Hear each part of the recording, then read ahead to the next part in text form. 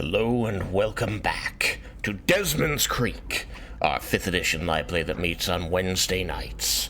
Last time, which was quite a while ago, I know, the party survived its wild ride down the underground rivers of the Underdark, and their encounter with a strange extra-dimensional interloper creature that tried to pull their ship apart with massive tentacles while trapping it in a maelstrom.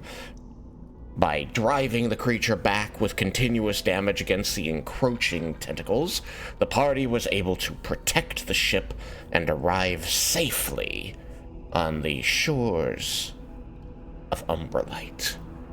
They've made their way into the city, made contact with the very drow they met during their previous prisoner exchange as a troublemaker was delivered by the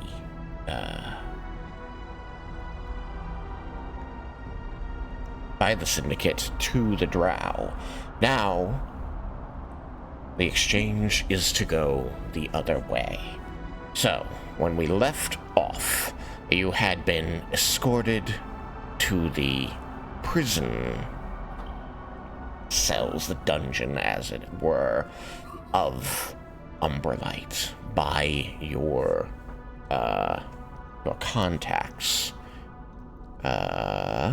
The priest and priestess of Elistray, Valise, and Larthon.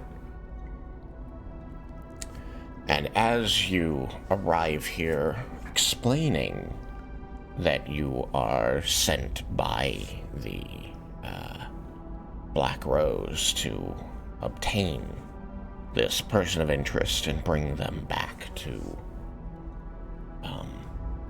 Volinar, you're going to see as the two drow become simultaneously very interested and somewhat worried. As Valise says, we have very limited information about special interest guests of Umbrelite, but we know where you are to go for such a person. Best that you not tell us more at this time. And she's going to begin leading the way through some darker tunnels here. You are not discouraged from using light to supplement your vision here. No one's going to give you even a glance if you were to suddenly pull out a lamp or something. But you are moving away now from the main prisoner holding cells to another area entirely, and as you are continuing down these winding tunnels, there are fewer and fewer drow guards here. Less and less activity is becoming quieter and quieter, because as you approached the other way, the other cells, you could hear that they were occupied, and there were noisy guests, as Valise put it.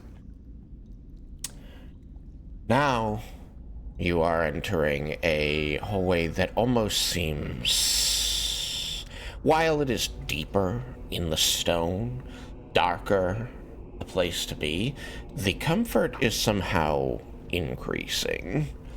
The walls seem to draw back somewhat. It feels less claustrophobic, despite being simply cut into the dark stone.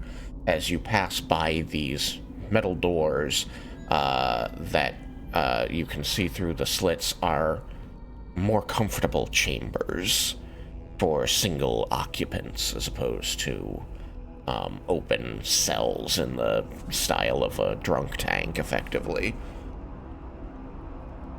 And you are stopped as Valise and Larthon give a salute. You hear the of many small clawed feet gripping the stone as a drider lowers down before you from the shadows above. And she looks over the group and says, "Please, Larthon, I trust you have good reason to be bringing outsiders this deep." To which they straighten up and say, "Yes, they are on special request from the Rose."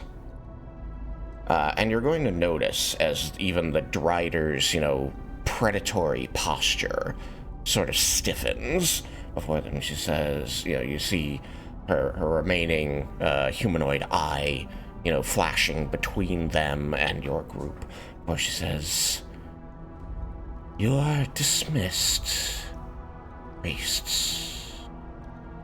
To which they will give one more salute and stride away. As they pass, you will see that they are nodding and their eyes bear warning, as though to silently tell you to be careful. The Drider is going to take a moment looking over your group before slowly her body regains that constant sway of being ready to leap in any direction at any perceived prey. And she says, "Who speaks for your group?"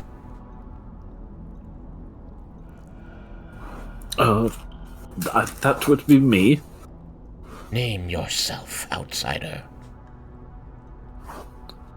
My name is Desmin Azeros. Desmin Azeros. You will address me as Vishara, or Warden. Very well, Vishara. Where do you hail from?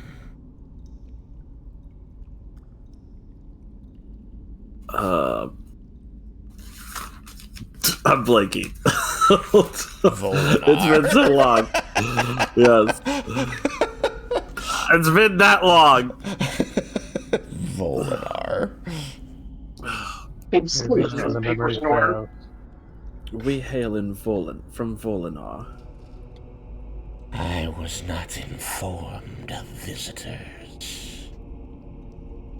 But Lee says you are on the bequest of the Rose. Bear you proof of this?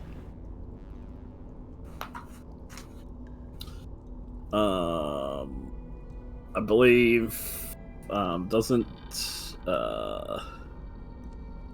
Morgan have the... Yes.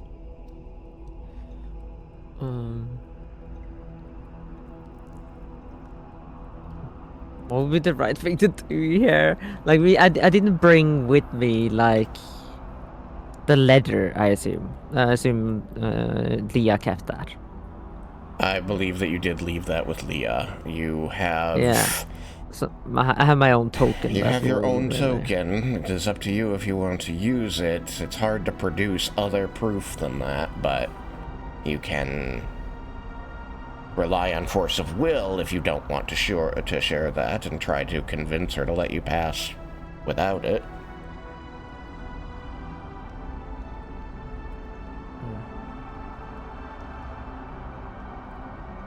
It's difficult to decide. I think your friend came to wish you a happy birthday. Yes, that is my, that is the one I mentioned before we started. My chat reader had a lot of trouble with the way she spelled your name.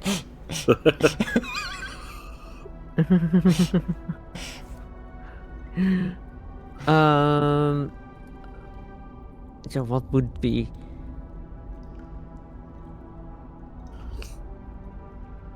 So you could roll a persuasion or a deception, depending on how you wanted to handle it, to try to convince her that you are who you say you are without proof, or you could simply show your badge of rank. But I understand that your character is loath to let people know about that. Well, it's just us now, right? We're just the Drider and the It rest. seems to be just you and the party. Drider. That's all you can see so far. Make a perception check. Yeah. Those who need to be able to can't see in the dark, please either roll an active perception at disadvantage, or tell me your passive -5. I'm sure Vulcan will do great. Get a 6. Yeah, my perception sucked. Reggie got a 9. Reggie got a nothing or a 9? A 9. Oh, a 9. Yeah, you beat me with that. Basically, he rolled I got a I got a 6. 3 disadvantage. Okay. Yeah. I got a 26. Ooh, I was just about to say, does anybody beat a 29? And you almost did. That's as far. That's as high as I can get as a 26. That was a nat 20. Nice. Yes. Very nice. Congrats on the nat 20. Can you guys with dice for the next second? Somebody roll a d20 for me. Sure. And I rolled and immediately lost one of my d20. Nice. Thanks for wasting your 20 until Yeah. You got before combat encounter. you got an 11 on die there, Derek. 18. 18. All right. So nobody beats a 29. No, I got 6, so I'm not even close. All right. Yeah. I mean, it's just you and the I don't Derek. exactly. I lost Wait, what? I lost one of the die, but I can confidently say that no, I cannot possibly beat that. So. What are we rolling? Just perception? Yeah. If you have dark vision, it's just perception. If you don't have dark vision, it's perception at disadvantage. All right. And if you didn't want to roll, you could use your passive. But if you don't have dark vision, your passive is -5. Yeah, I'm gonna roll to see.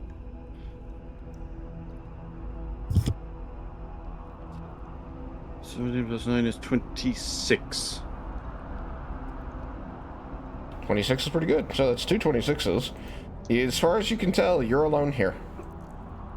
With the Drider.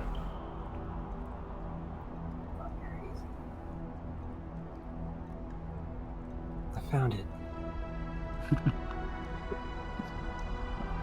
Okay. Did not roll well. I will walk up to the Drider and say, "Tell no one," and show the sign, show the symbol, Okay. a token. Sounds good. She's going to bend down to scrutinize it. And as she seems to be straightening up, you're going to hear a masculine voice from the shadows say, "Oh, quit trying to scare them, Vishara." To Oh, which damn, Vishara that is had going to... really good. Yeah, he had the 29. To which Vishara is going to scowl and say, "Pelin, you should have gone to fetch Lady Morwen by now." A drow dressed in all black is going to materialize out of the shadows and say, "Oh, she's already on her way. So are they the real deal?" And Bashara is going to look at you, Morgan, and say nothing.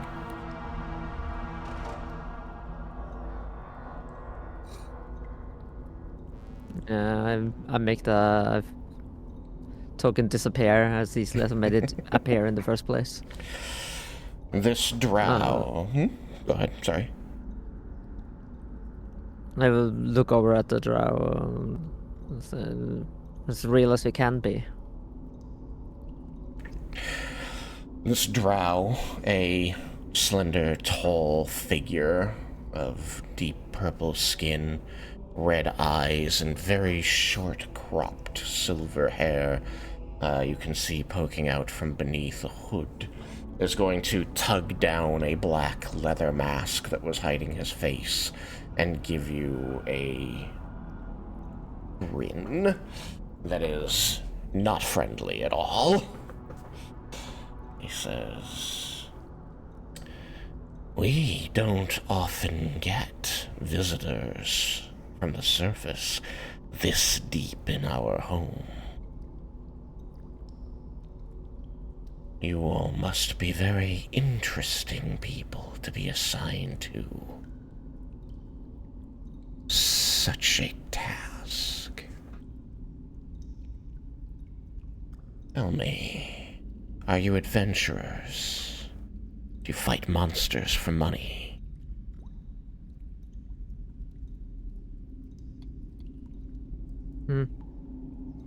Among other things. Really? I was beginning to think that the call of the adventurer had gone quiet since the war ended. We used to have many connections, you see. Not to any powerful place like your Volinar. Not like now. But people came seeking thrills, perhaps, gold for certain, renown. It has been long since I have met any like that.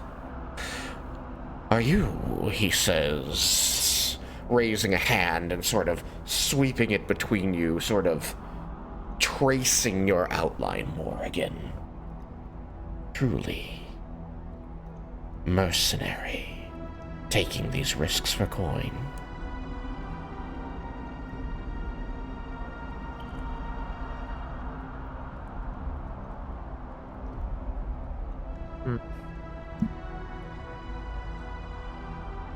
My reasons are my own. Of course. Oh no, forgive me. I'm merely, as I stated, curious about the state of the surface world. Such changes have been wrought in such a short time, and yet, somehow, I feel like we see less of the surface than we did, rather than the more one would expect. And I wonder at the reason. The odd dragonborn killing monsters, usually. Friendly though they are. And never such a large group. I say, while we wait for the High Counselor, would you indulge me, all of you? I'm not allowed out much, there being such important people to guard here. You can see the Drider Vishara rolling her good eye as he laments this to you. As she says as an aside, loud enough for all of you to hear. And you said I was being dramatic to them.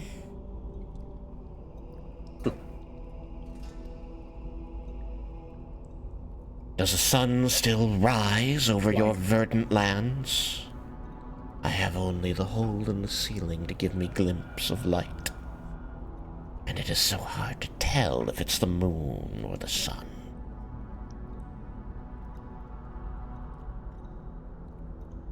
Or maybe he's just... Sorry, I was actually, he was about to address the halflings. I'm glad you spoke up. I am sorry I cut you off. Oh, so I want to roll an insight check on him to try and see if he's trying to, like, distract us, if he's trying to, like, what his deal is. Okay. And that deal might just be that he's, Go for it. Roll trapped in here with a insight. bunch of loonies and is off his rocker.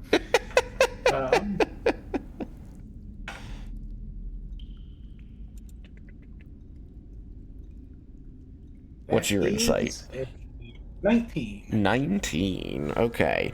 His motivations are elusive to you, but you feel you're getting a sense that he's putting on a lot more mystery to himself than he believes he merits.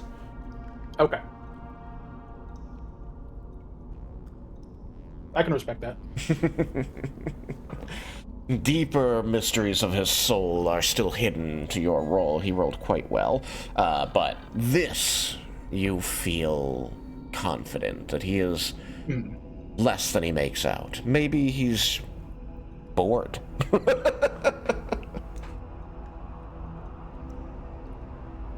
Well, you do got to see if you can try and get away to Volnar. It's a great place. Plenty of nice people, lots of good food.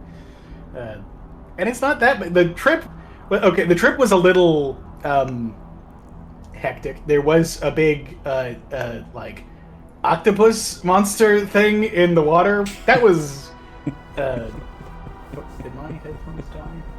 Both of them are going to look very intrigued by that and quite alarmed too. Okay. I'm gonna plug it in so that way it doesn't happen again because they're low battery. Nope.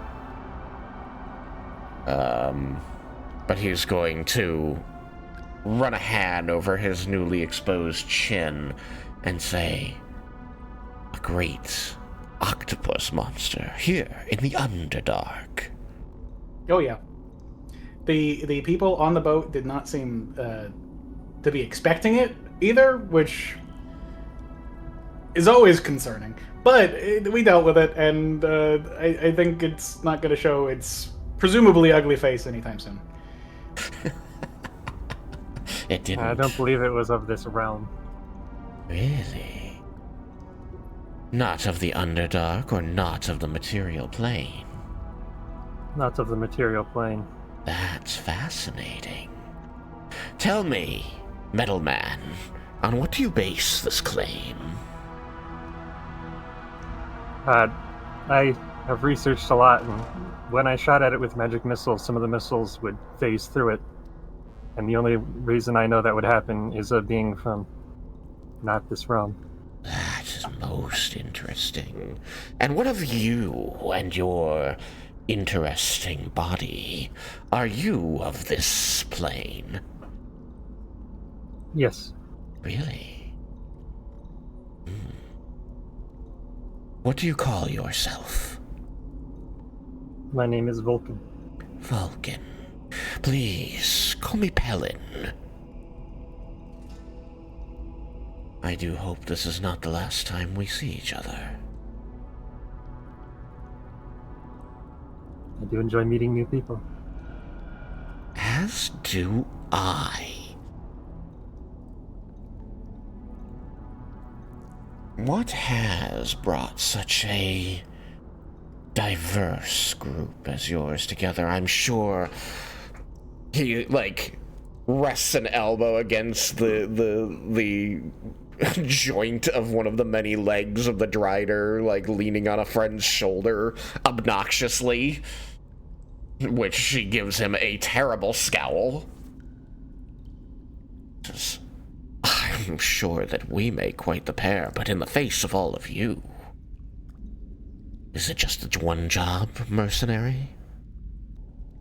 You ask a lot of questions. Yes, I do.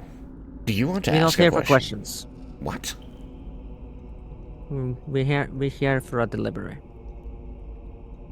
Don't get boring now. Morwen's still at least a minute away. I think I hear her footsteps. Please, indulge me. I mean, just give him a one stun. job leads to another, and then eventually that leads here, I guess. I guess it does. Fine. He's going to remove his elbow from his compatriot, and both of them are going to straighten up as though preparing to salute you. Just as you hear a door deeper in the shadows open, and the rustle of silk fabrics comes into the hallway, followed by the clack of heeled shoes against the stone. A very well poised and deported drow woman approaches you from down the hallway. As she strides up next to the male, he slowly pulls his mask back over his face before returning to a straight parade rest. The woman is wearing blue and gray shimmering silks that trail down 3/4 of the way down her calf, exposing sort of muted blue heeled shoes. She does have a very well-made leather bag slung over one shoulder, and you can see that under the clasp of it there are several sheaves of paper, and she's got several pieces of jewelry hanging around her neck, ears, and on her fingers, mostly of silvers and blues, but a couple of red, garnet, or perhaps ruby pieces in there. Her hair is well made and curled, with bits of silver and pins sticking out of it, as she looks you all up and down and says, "You are here from the Rose, I take it." I give her a nod. That is correct. Well, I apologize for the difficulty you must have gone through to get here, but I will appreciate the discretion you use in returning with our guest. I am Morwen, High Counselor of Umberlight, effectively its leader, though there is a council that I work with to meet all the needs of the city. You are from the Syndicate, I take it. Also correct. Good. We weren't sure who would be sent, but of the three we were made aware of, Syndicate came most highly recommended. It seems that the agent of the Rose that we sent out didn't make it. I'm afraid so. That is most troubling news, and if any of you are part of that organization, you have my deepest sympathies and apology, for it was I who put them in such a position to be killed. They had worked with me for a long time before now. They will be difficult to replace. Please, who am I welcoming to? She kind of looks around and waves a hand as though losing any good words to describe it. Is not the most inviting part of Umberlight.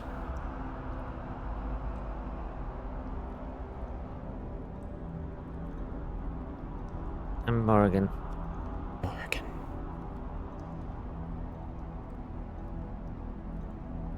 Casting eyes across the rest. Does she get more responses, or is everyone else holding their tongue? I am Desmin Azeros. Sorry, I was chewing. Reggie, and he gives his little salute that he gives to the tiger's eye, the 2-fingered Ew. Yeah, very formal.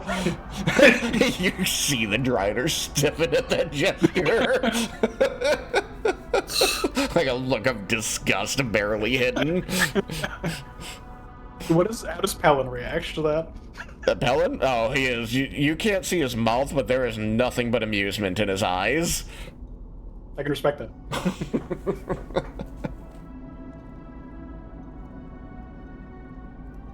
I am Vulcan Draknir. Draknir. She's going to look to the two guards who feel her stare before slowly turning to meet it. I give Vulcan a side stare. Like, She's going to recover somewhat quickly and say, I was unaware we were receiving such an important guest. Please forgive any inhospitality you've received. No need to treat me any different than my companions. You are most reasonable. Any event, I am sure that it has seemed strange to be put through such measures to obtain what must, to you, seem an inconsequential prisoner, only to lag them back through the dangers of the Underdark to your distant city. But I am here before you to assure you that this is a most delicate situation.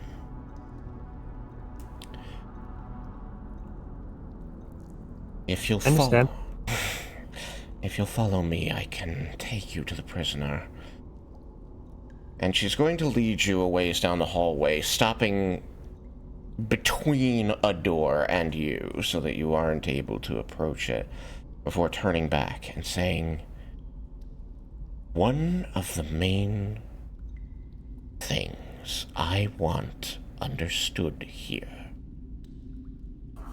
meaning if any questions are asked once the revelations of this interaction come to light in your home, is that Umberlight had no part in what was done to this prisoner, or why they are here in the Underdark. Only their recovery and return to Volinar. Is that understood? Understood. That's definitely piqued his interest. Currently, Umberlight has an exceedingly good relationship with Volinar, primarily due to events during the Draco War.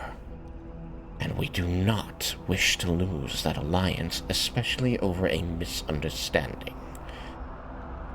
Now, as I stated before, your services as part of the Syndicate come highly recommended, at least as compared to your contemporaries.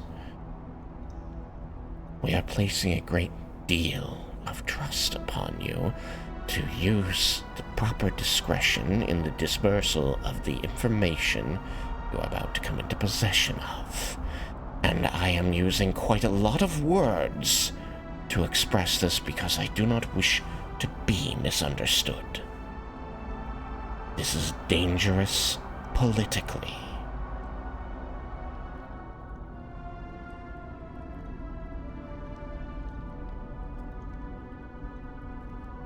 I think it is better that you see before I say anything.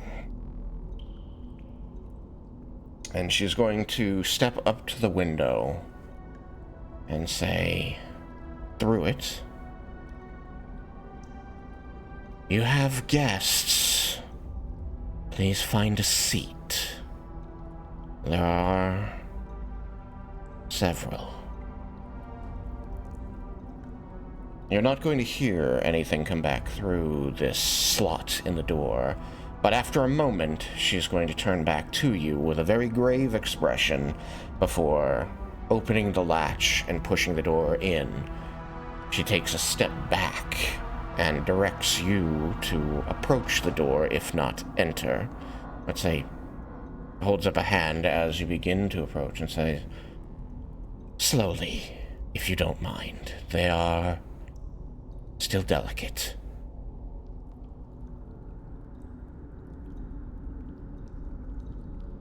Does anyone not approach the door?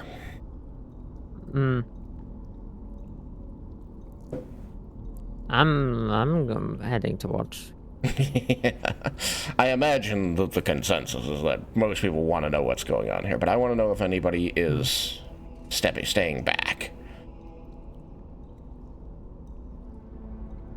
Okay.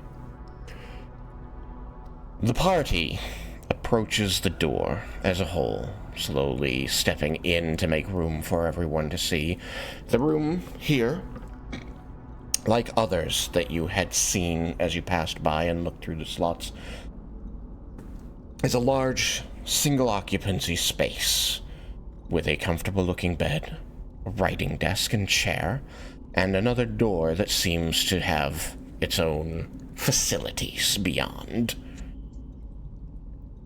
You can smell food on the air, as though a meal had recently been delivered, and it is not the pungent aroma of gruel, but smells like it contained meats with spices. Not what you'd expect an unwanted prisoner to receive.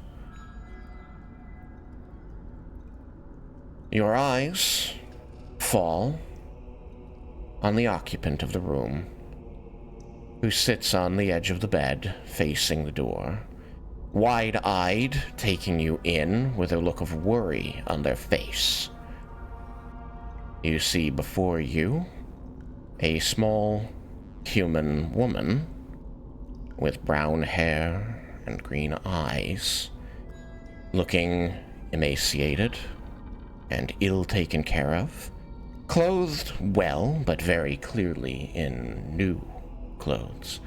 You can see the marks of abuse on their face and on the backs of their hands, which are exposed to you, and there is a slight tremble of distrust in their body. I want you to roll history. Do I get any bonuses or anything for this? Everybody has about the same chance of recognizing this person, so I'm just gonna say straight history rolls. Just comes down to seeing through the shroud of time and abuse. I got a 19. Okay. I got a 10. Okay. I rolled a 2. The guy who's usually like, I know exactly what's going on. My grandmother tells me things. It's weird. Granny Vicky was, towards the end there, and she lost most of it. And funnily enough, Vulcan got a 23. Wow, very nice. Oh, You definitely know what's going on. Spider. Desmin got a 14. Okay. 14 for Desmond.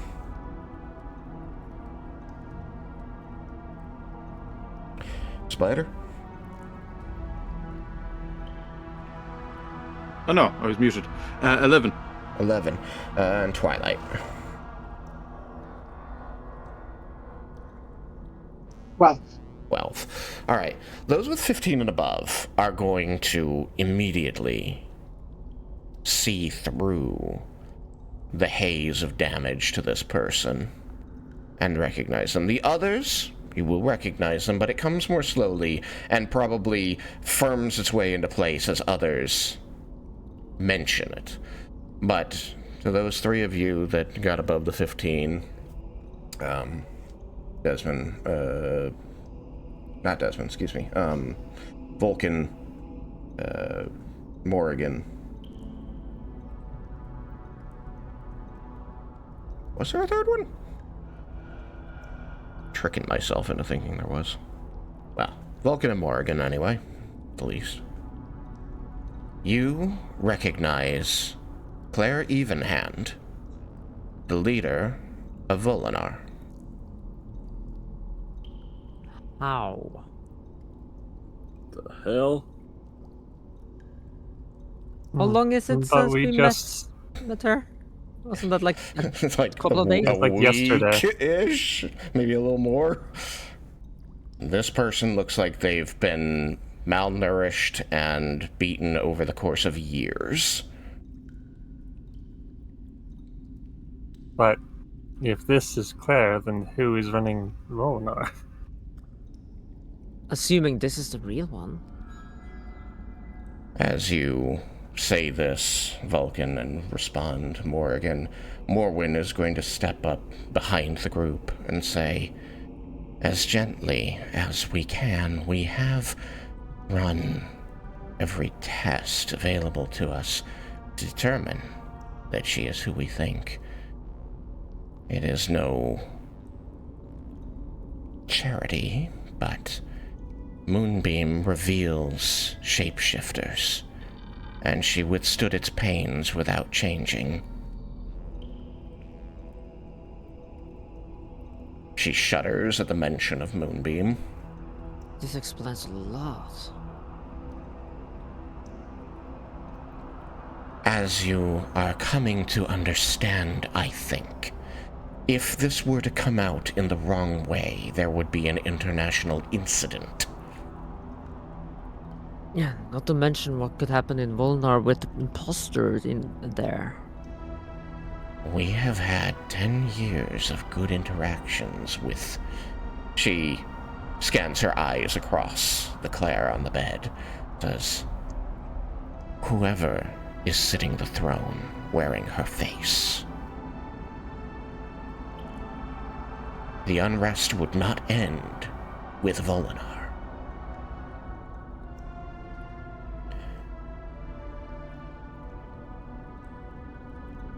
As near as we can tell, she was taken from the city 10 years ago during a coup. And by I say, as we can tell, I say, that is what she has said, and as far as we can tell, it's true. Taken by whom? She... her eyes skitter away from you to a dark corner of the room in shame. She says, Drow, at the time, loyal to Lolth, and following one of her commanders. If what you say is accurate, then the person, well, that we thought was Claire has never been in charge. Never been in charge. The person in charge has never actually been Claire. I think Yeah, that. definitely. Yes. That's what I Yes. All right. Edit it. Got it. Yes. That does seem to be the case. Whoever, using Claire's identity, took charge of the city, did so from the start. She has been here the whole time, according to her account. That is most concerning. Even her closest friends didn't seem to notice a difference. Not to mention the mages. The Mages Guild has a pretty strong hold in Volinar. Wouldn't they be able to see through shapeshifters? It's possible Well, the if they're Mages locked- Guild is responsible. That's a scary thought. They do have more power in Volinar than they ever did. Well, because also the other thing is, whoever the imposter is a good one. Attacker's Eye believes this to be a real person, and from what we could tell before, that was someone she'd known for a long time. She could only appear good to get people on her side. Yeah, It's she just- knows just the a- it's long-term just a machinations. I would think the imposter is better than puppets. Someone else is pulling the strings.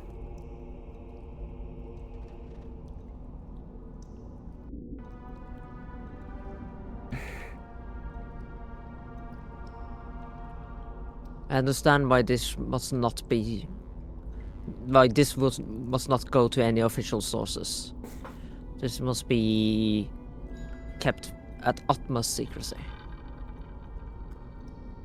As far as we can tell, this is the true Claire Evenhand. And if we had sent her back through official channels, very likely she would have been killed, just to keep her from letting the truth out. I can't help you figure out what or who or how she was replaced. But I can impress upon you how important it is that you find out. Especially before trying to let her back out into the city, where she would otherwise be quite unsafe. Yeah, I think it best we bring this to the lady. She would know what to do. I feel I should ask my father about this, if others are okay with that. Are you sure bringing Wender into this is a smart idea? He has I mean- strong political reasons to, spread I feel rumors like this. what we do is the job that we were tasked with, and then we can figure that out. We figure that kind of stuff out after we have gotten her where she needs to go. Agreed. You all This needs to go notice- through the rose first. You all notice that Morwen seems quite uncomfortable at mentioning involving Vendar in all of this.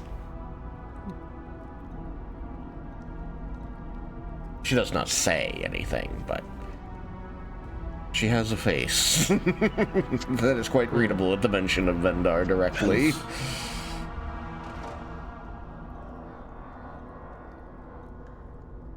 Well, I will refrain from speaking with him for now, at least.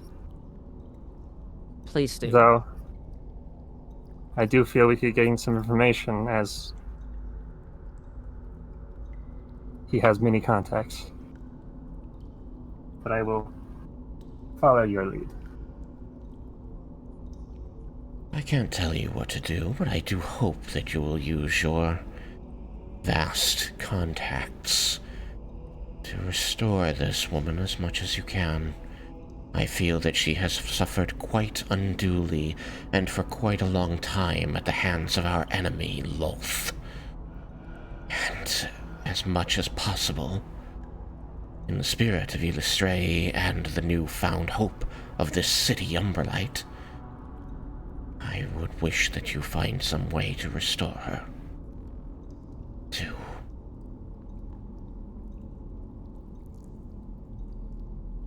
try to undo some of the harm these cousins of ours caused.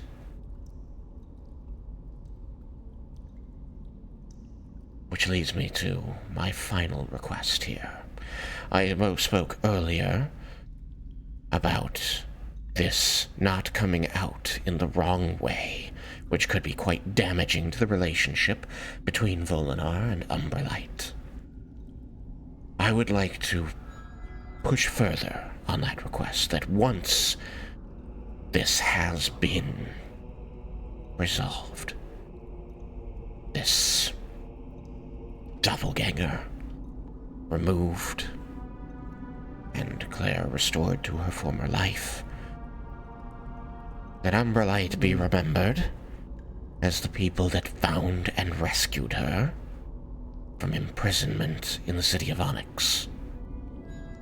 That Illustrae and her desire for the Underdark and the Surface to be able to coexist, not simply peaceably, but for the betterment of one another, receive the credit that I think they so justly earned. Will be done. I wish to restore this woman as much as you. All this time, Claire has said nothing on her own behalf, simply shaking on the bed, taking all of you in and perhaps listening to what's being said, not speaking out, arguing against any of it. I have one concern. If this Claire was taken 10 years ago, she had never been on the throne. Morwen is going to look at Claire, who meets her gaze unsteadily, eyes wide and scared, like a deer in headlights almost, or the tremors, shaking her head side to side. No. I had no idea that someone was using my name or likeness to rule. I would never do that.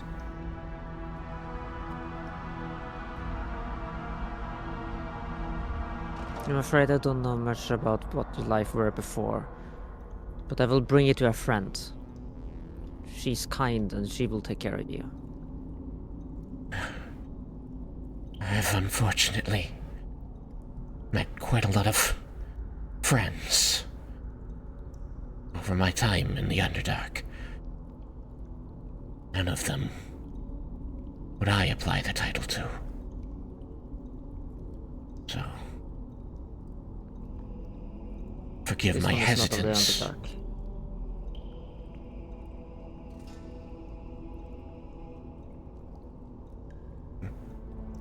But I must ask, it is true then, there is someone wearing my face in Volinar. And Yes. Nalia believes them to be me. She would, yes. Unless she's hiding the truth. Sorry, I don't know Nalia by person. To me, she's just a powerful mage. She couldn't. No. I think that she is. I have to believe that she is as much a fool in this as any of the rest of us. There's too much time, too much trust. I can't believe that she would do that to me. What could she have gained? Unless she were using it as a way to lead Volinar herself, which was never her interest, not as long as I knew her. Tell me, She has a lot of power now. does the Mages Guild control the city? Not technically. Technically. Not directly. These are Your imposter officially left the Mages Guild when she took the throne. So they still work closely together. Closer than any other city on the surface.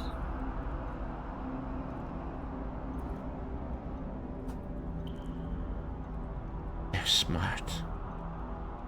They'd have to be to maintain this charade for 10 years. I want you to take me back to the city. And I want you to find out how this happened and put a stop to it. I know. I know that if you can put me in front of Nalia,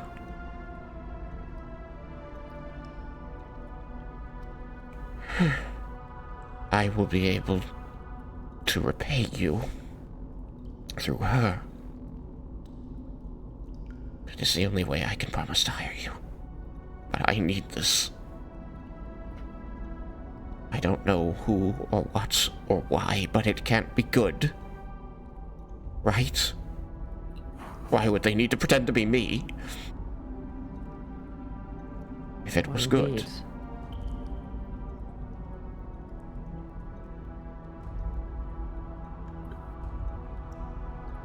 I have a question.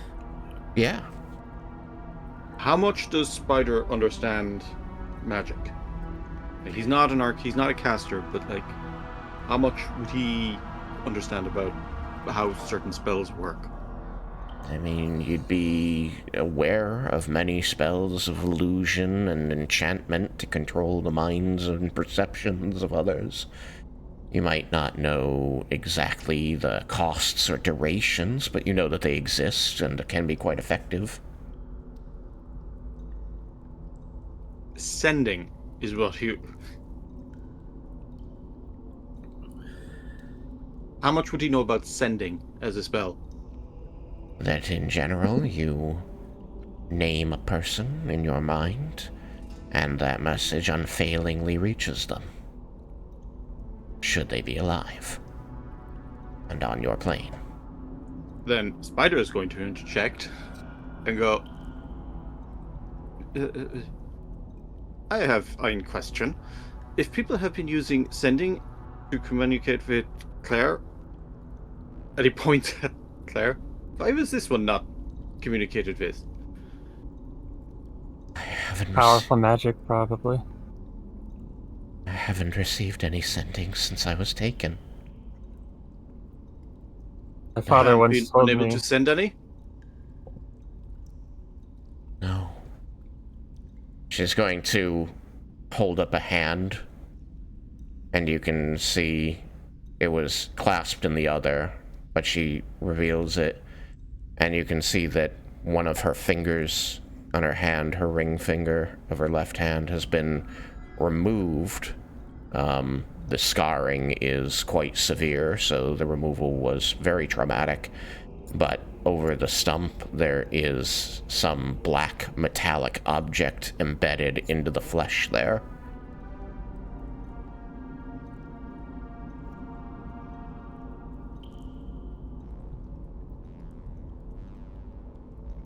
What is that?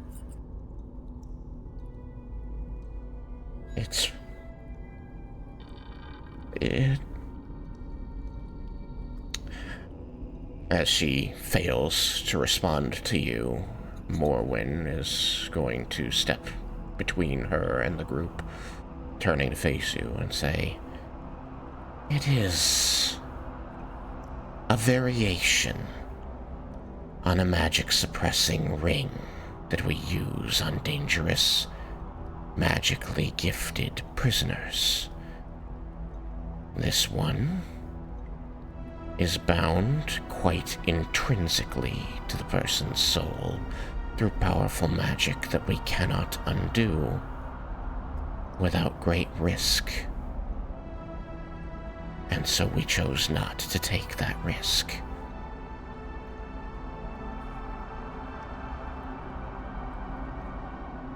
"10 years is a long time to be the prisoner of someone who has no love for you.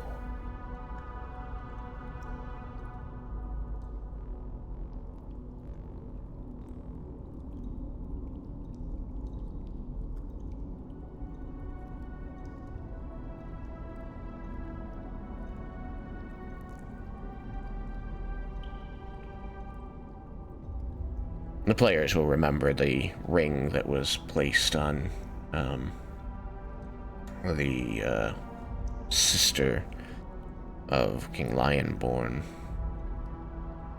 when she was prisoner here in Umberlight that kept her from casting magic. Similar item.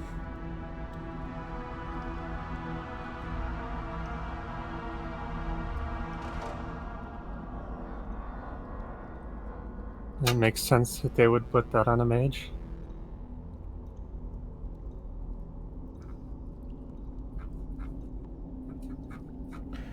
That seems a bit excessive.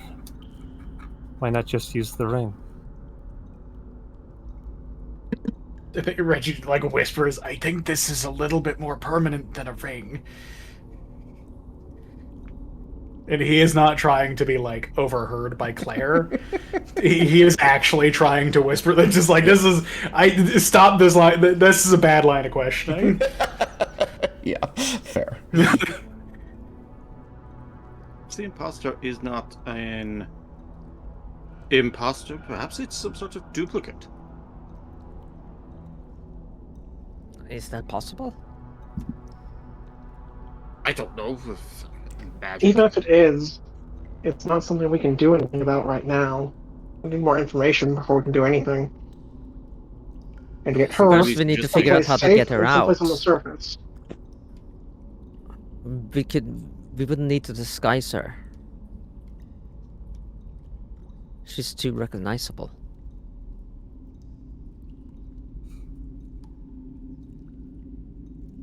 And I think in a city like Yes, this, sir. you can find some clothes and some makeup.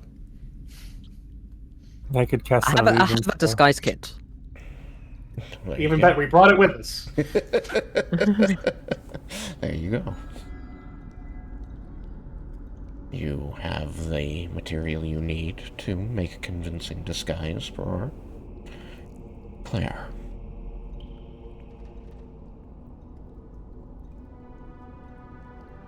If you were ever to have another name, just for us to call you while we're, walking around and everything, what would you have wanted to be called?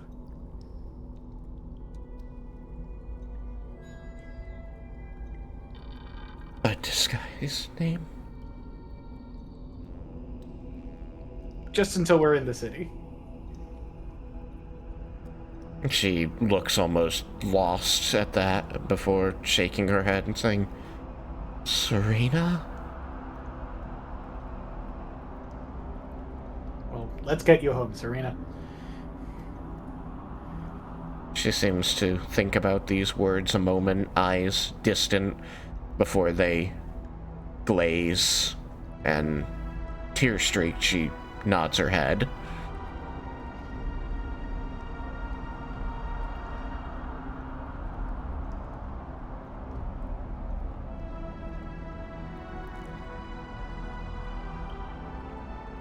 If you are worried about being discovered before returning to your city, you might need to find less conspicuous ways back.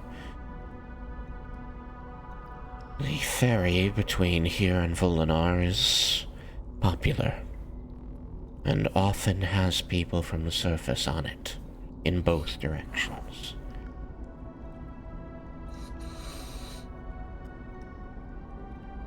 Sadly, that does leave but one option. And it is not easy on the soles of the boots.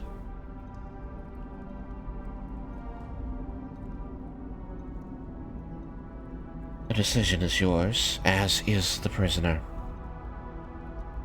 She, you see her eyes squeeze shut, in silent recrimination. She says, our guest, that we return to you.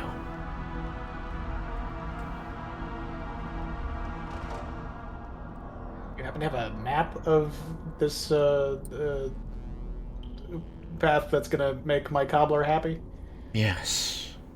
Yes, we can provide that. Pellin's already, leaning in the door, holding out a few sheets of paper, parchment. You rang?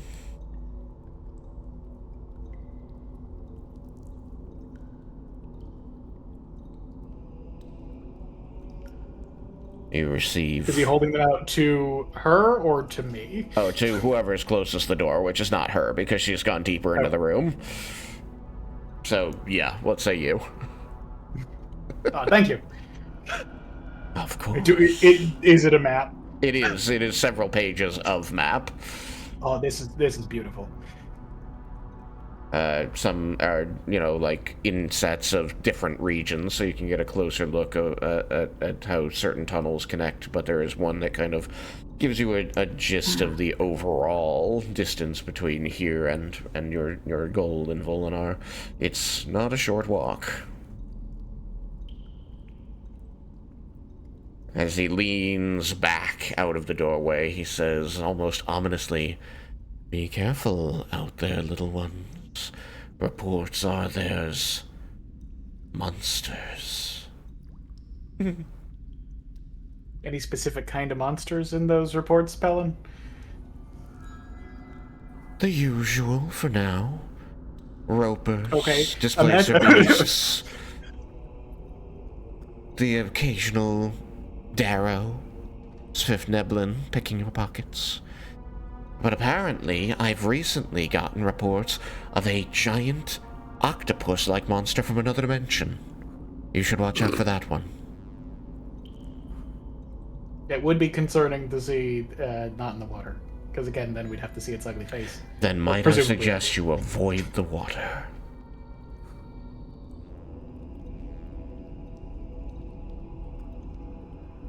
It's a good suggestion. I thought so. A very... And luckily we have this map. A very suffering voice drifts over the party as you hear Moen grind out, "Thank you, Pelin. That will be all." They always talk this much. Pelin doesn't get out much. His skills are best used here, protecting our most valuable guests. He is unhappy with that arrangement and seeks to take it out on any who will listen.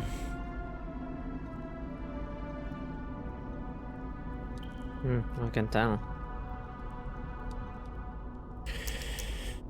Now then, if there is anything else you need, I will make sure that the right people in the city are aware of whom and how to help. You simply seek them out.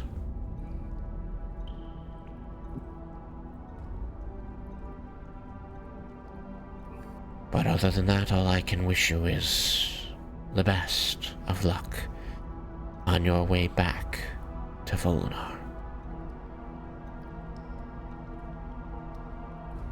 I would play this one close to the vest, were I you.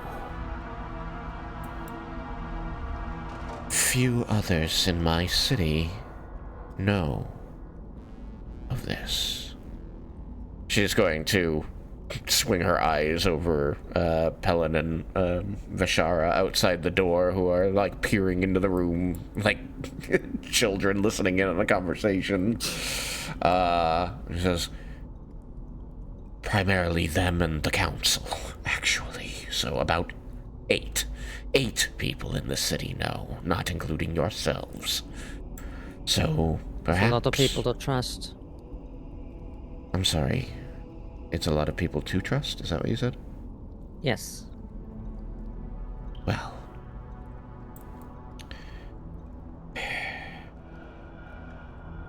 I will say only that we have had problems in the past with monarchical rule, even though it was matriarchal.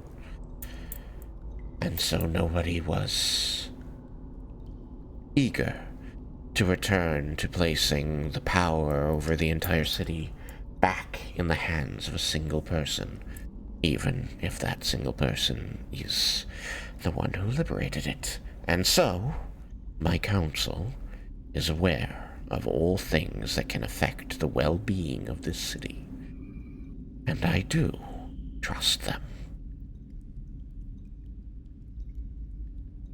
May I ask the circumstances of her rescue? I would prefer that you didn't. But if you insist, then I would tell you that she was found by soldiers of Umberlight who had made their way to the dungeons of the city of Onyx during our ongoing campaign against the control levied on the city by Lolth. We are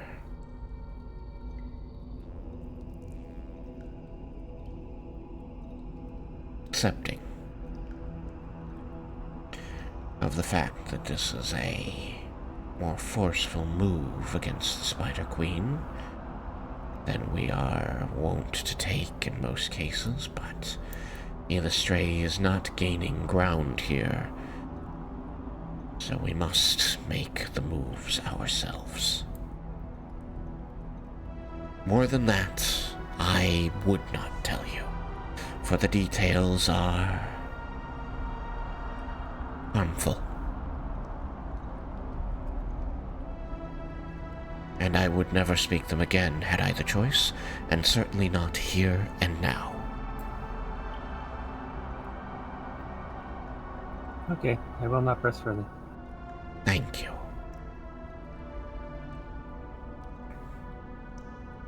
She's going to look with concern upon Claire, who is, I imagine at this time, being disguised. Yeah, I'm working on it. Yeah. I got experience with this.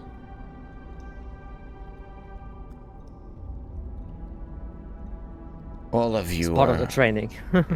all of you are capable of inciting that there is perhaps no one left in this world that Claire trusts. But the one she distrusts least right now seems to be Morwen.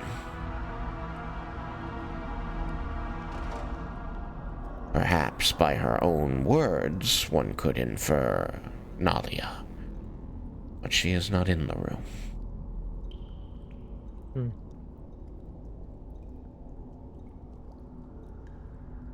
You finish the disguising.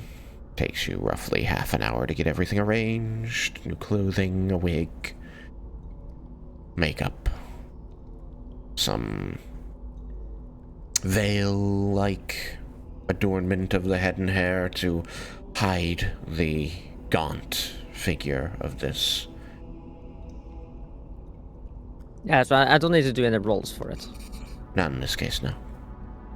No. You're being given plenty of time, space, and assistance by a lot of people in making sure that things line up in ways that look right. So, you've got 8 mirrors over there.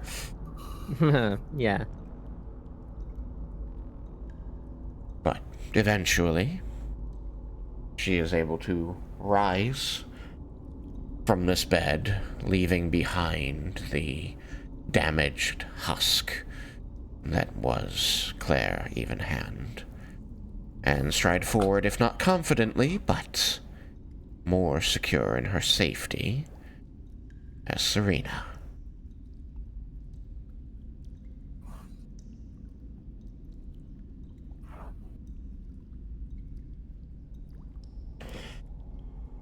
The guards are going to have vanished by this time, likely off back on their guarding duties, keeping to the shadows and deep places where they are not to be noticed, as Morwen will escort you back out of this room and bid one final goodbye, primarily to Claire, but also to all of you, as she places Claire, Serena, into your hands for safekeeping back to Volinar. She tells you she must return to the council and will not be escorting you out of this place lest it draw the wrong kind of attention, which is any at all. You will meet back up with your friends, the priest and priestess of Illustray, who will return you to the wall of the city with Serena.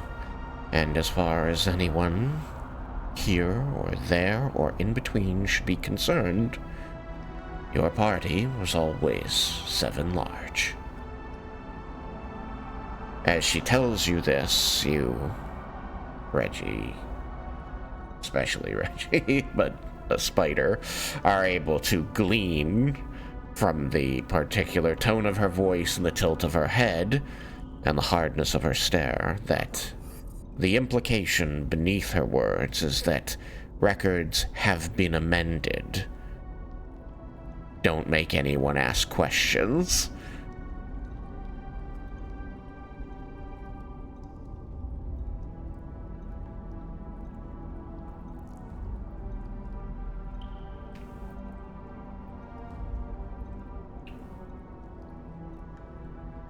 With that, she is going to depart from you, directing you back the way you came with a hand,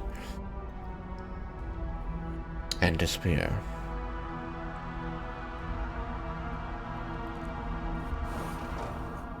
You all, with Serena in tow, make your way down the halls, back out into the city proper, and somewhat away from the dungeons before being found, almost startlingly, by the priest and priestess of Yllistray, who say, as they approach the group, "Well, should we get a meal before you have to return? You can't visit Umberlight without partaking of the local cuisine."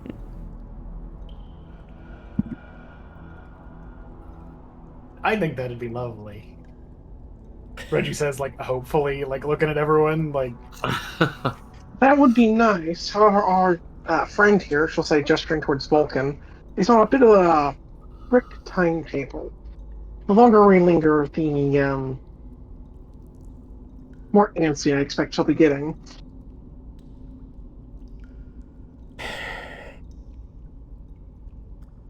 I have been given some leeway in that. If it's just Yes, a but meal. if we're having a longer path back... True. And I do not eat, so... I think maybe a short meal would be fine. I am famished. Larthon's going to smile vulpine and say, "Well, it sounds like you should settle it democratically." Desmond's stomach is going to growl. That's 3 votes for staying.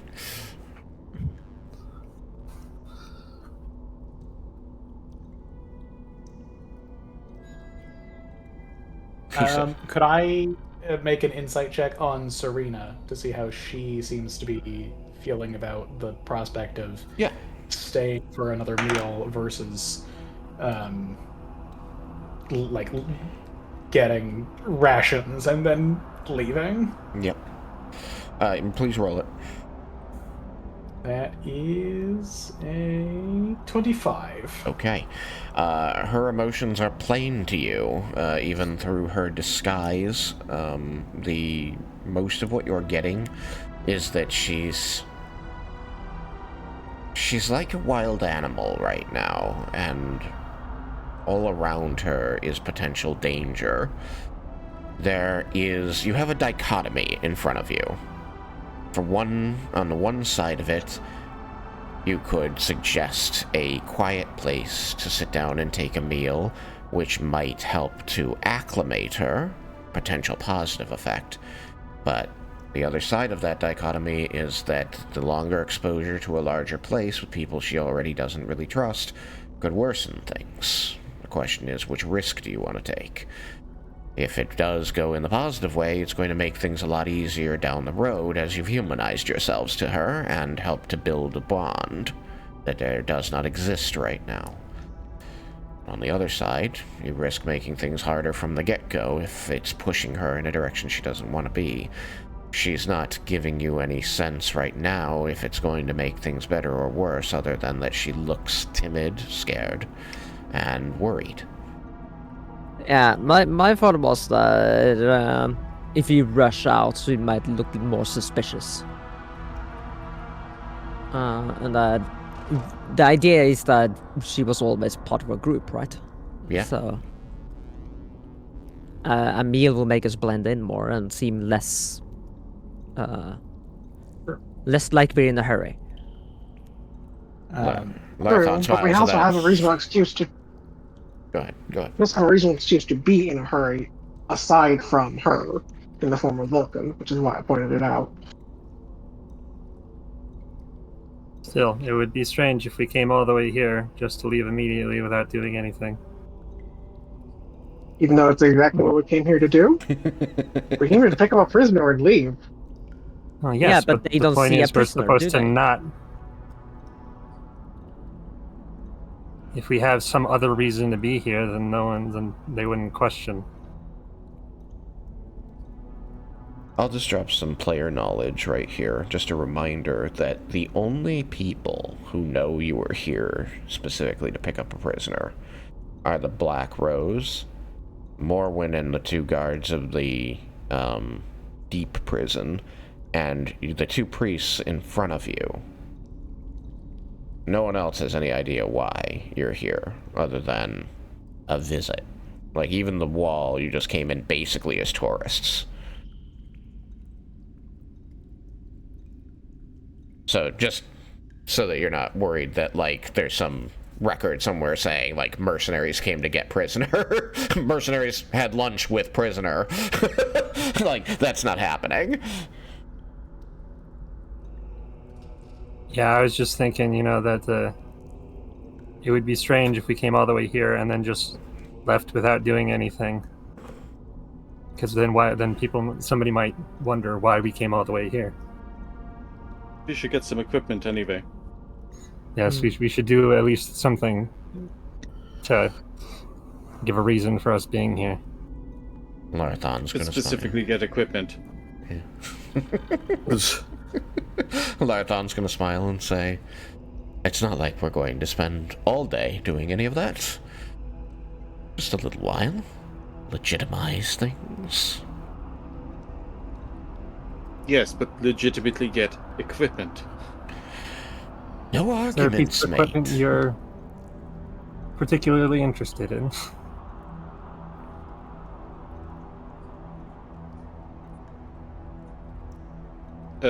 Spider's going to turn to Claire. Do you know how to use any weapons?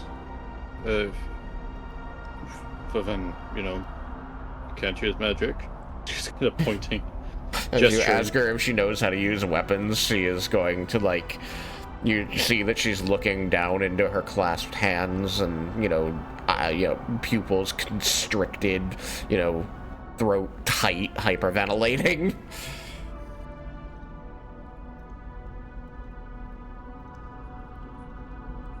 I don't think we should expect her to fight in any way. Perhaps a stick. Maybe something for looks. If we are supposed to be an adventuring party, then it would make sense. A quarterstaff might be a good idea. I can manifest a dagger and hand it to her. Is going to slowly break her eyes free from between her hands and trail, from basically your feet up to the dagger, still getting her breathing under control with great effort before tracking her eyes up to meet yours. You find there a question like, what do you want me to do with this? Just keep it for the looks. Keep it visible. She's going to reach out her right hand, shakily, and take it from you by the hilt, and then just hold it over her chest between her 2 hands, mostly concealed. I don't have a sheath for it. I could give her that too. You've got an extra sheath for it? Alrighty. I mean, I have the one I had it in because I have straps where I keep hidden daggers and such. So I can just tie one of them off from a leg or something. Okay. Is this dagger interesting in any way? Is it Nah. Very you, or is it just some generic piece of mass-produced metal?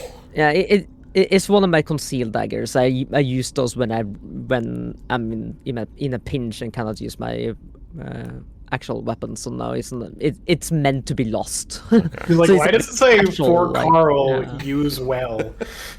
Yeah. I probably took it off Carl's corpse. Yeah. He didn't use it well.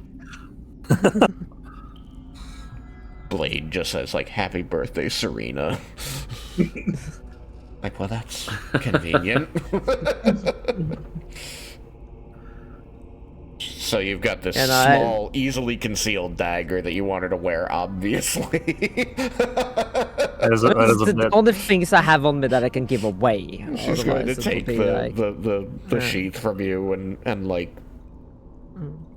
just tie it around like her forearm of her left hand so that she can like just pull it off if she needs it, and it's somewhere where it looks kind of like a bracer, but one could see perhaps the crossguard of the dagger, since you said like keep it obvious, keep it visible.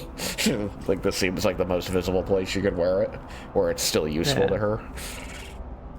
Like it's the best option I have. The other options would be like a throwing hatchet, a whip, or a longbow, which none of them are really good options. You see that she's struggling to tie the straps with one hand, though.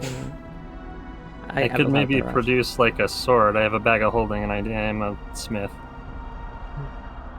So is there a sword in there, or are you going to like put your head in your bag of holding and make a sword right now? Like I think it's fairly likely that he has just generic weapons inside the bag of holding. That's probably that's probably true. So you're going to just like open your chest and pull out a sword? Or was this these were the pockets of the trench coat? Yes, there was the one pocket of the trench coat. Right. If Spider sees him pulling out a sword, he is just going, I had practically, I meant give her a weapon she can actually use. Yeah, that's why I gave her a dagger, because everyone can use a dagger, you just stab that. She like looks at Spider and says, I am trained with a quarterstaff. It has been 10 years. It has been 10 years since I've held one, though. I'll come back to you. He's like riding a fantasy bicycle. A velocipede?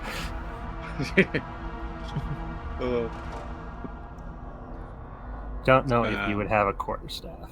The context of velocipede is a centipede in the Underdark that people do ride to get from place to place. Ugh. Yeah. But you never forget it.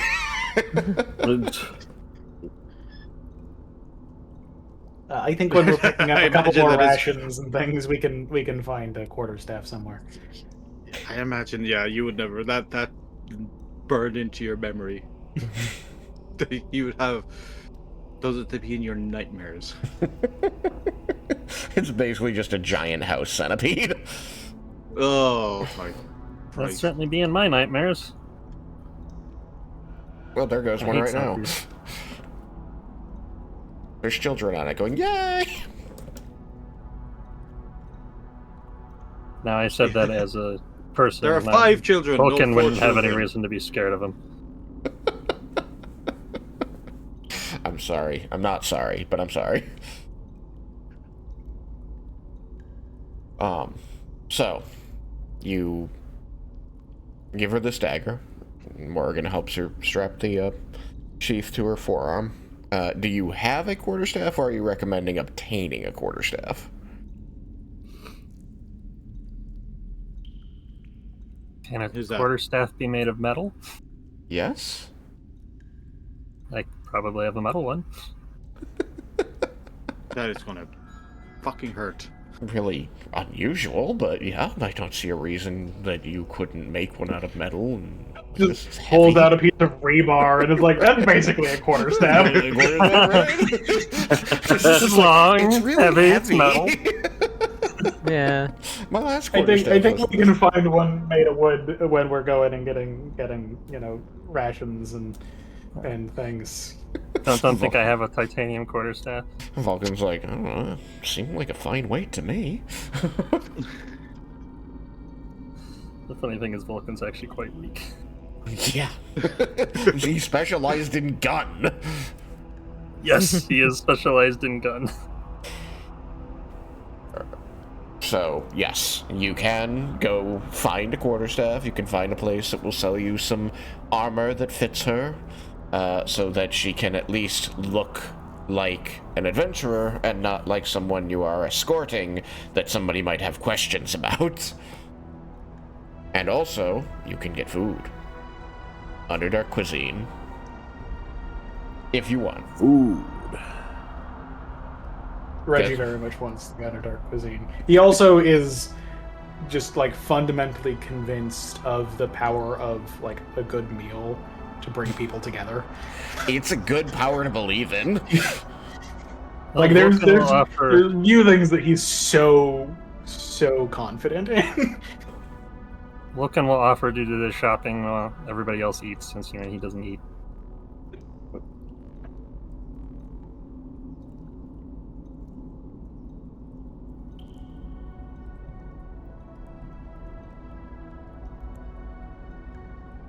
Unless people think he should be there for like camaraderie or whatever. I think Reggie would suggest Vulcan to stay with us for the meal. Okay. Then he will. Tends to drink a glass of water. Pours some oil down his mouth.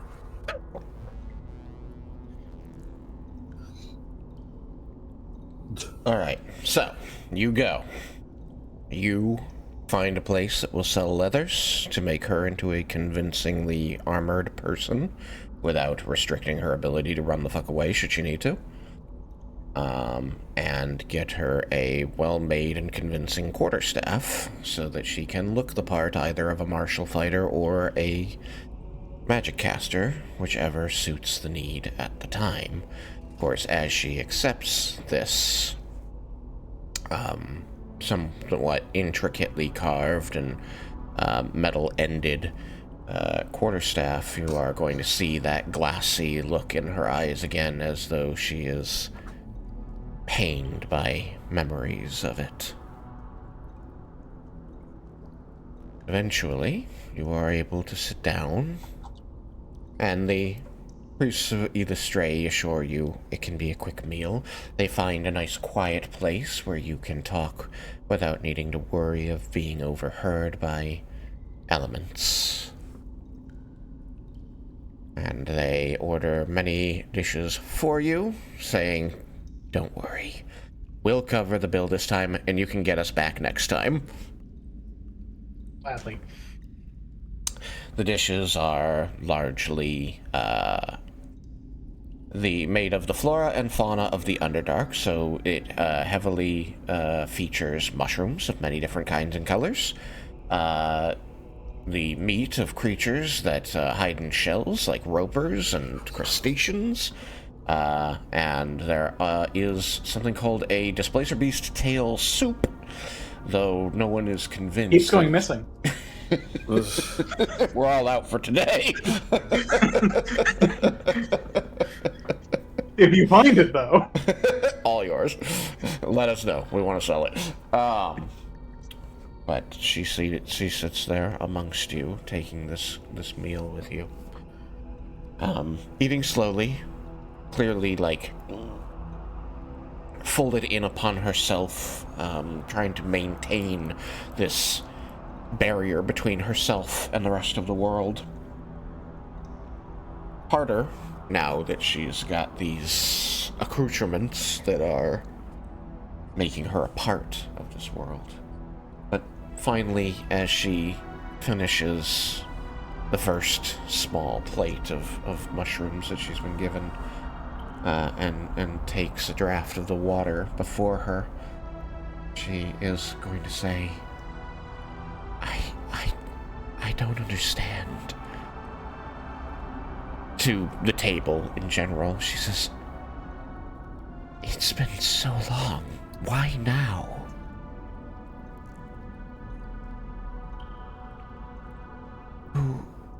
Wish I could give you an answer to that.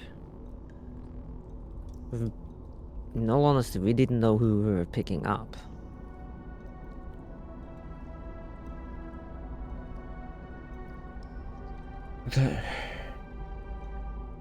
She's gonna look around a little before kind of leaning a little closer to Morrigan specifically and said, Morwen, she used to... While I was here, she talked a great deal about the Rose and how they would help and they could get me back home. But I don't even know who that is. Who's the Rose? And did they die to help me?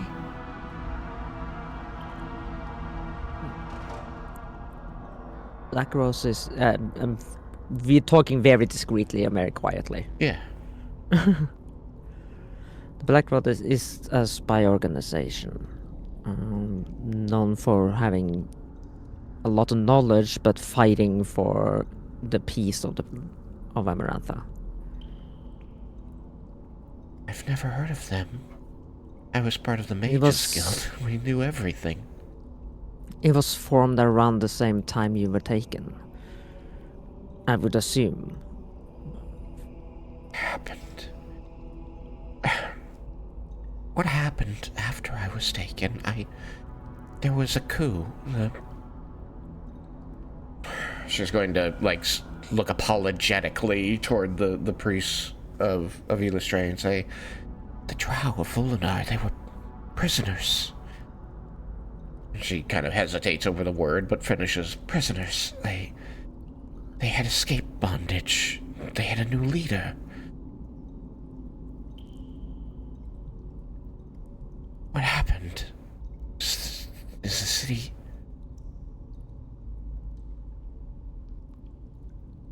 She trails off.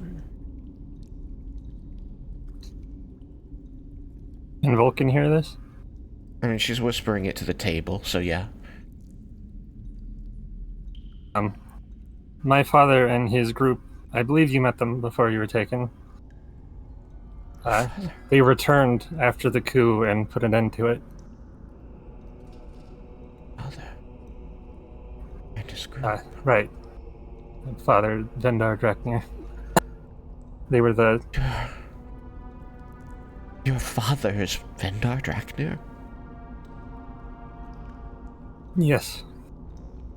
He was with that... He was with the mage that Nalia fancied, Laramendis. Yes, Laramendis is part of the group that helped stop the coup. So was the creator of the Rose. With Laramendis? This is very secret. I'm telling you so you know to trust us. I mean, I only knew those adventurers a little. They aren't exactly the basis for trust with me, but... Nalia trusts Laramendis. Nalia trusted Laramendis. I never. But that's... Are they... Is Nalia okay?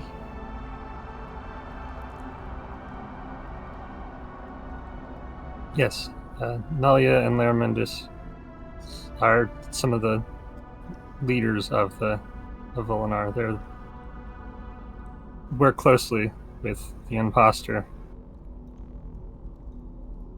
which is concerning. But they believe that the Imposter is you. So whoever is able to do that is clearly very knowledgeable of who you were. And yet on the most fundamental level, they've gotten me wrong. I would never have left the Mages Guild to lead a city. The situation must have been quite strange for Nalia to believe that I would... Nalia was the one that pushed you to do it. No character. What was she? I thought we were. Was she? I thought. So she wasn't. Never mind. I do Then appreciate he you didn't say taking that. the lead on this. I just want to clarify a couple of points, just to get the story straight.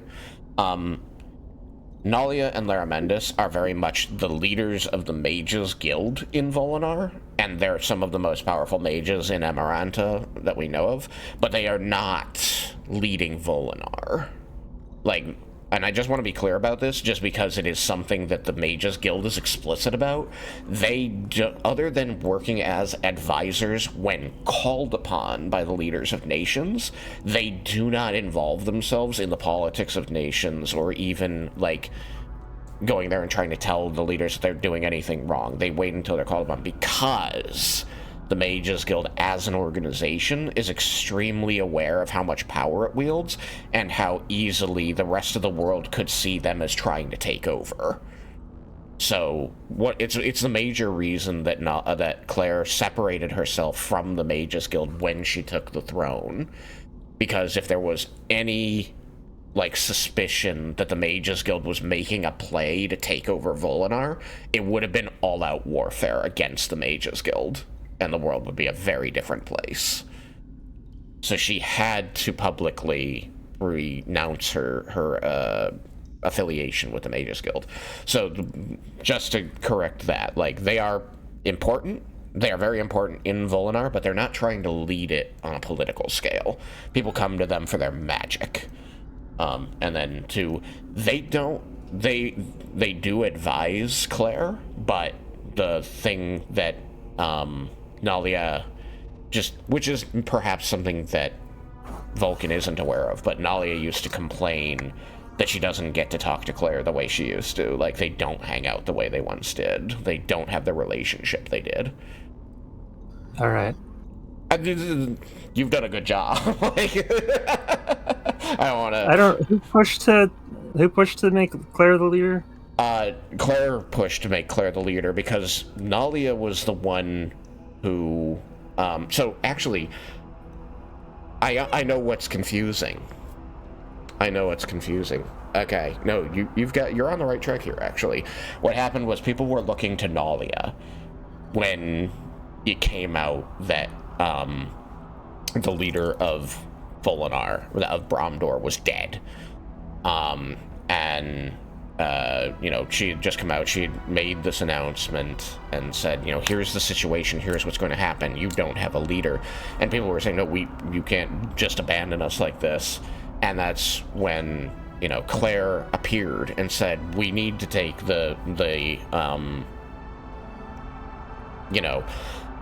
take control of the situation, and we need to bring the city together to make it through this hardship right now. And when people started questioning this, Nalia was the one who said, no, you should listen to Claire. So you're right in that. It wasn't that she pushed Claire, it was that she pushed the city to Claire.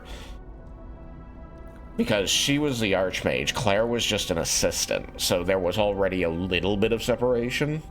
And it was mostly just Nalia abdicating, being like, no, don't look at me. I can't. I am part of the Mages Guild. I am the Archmage.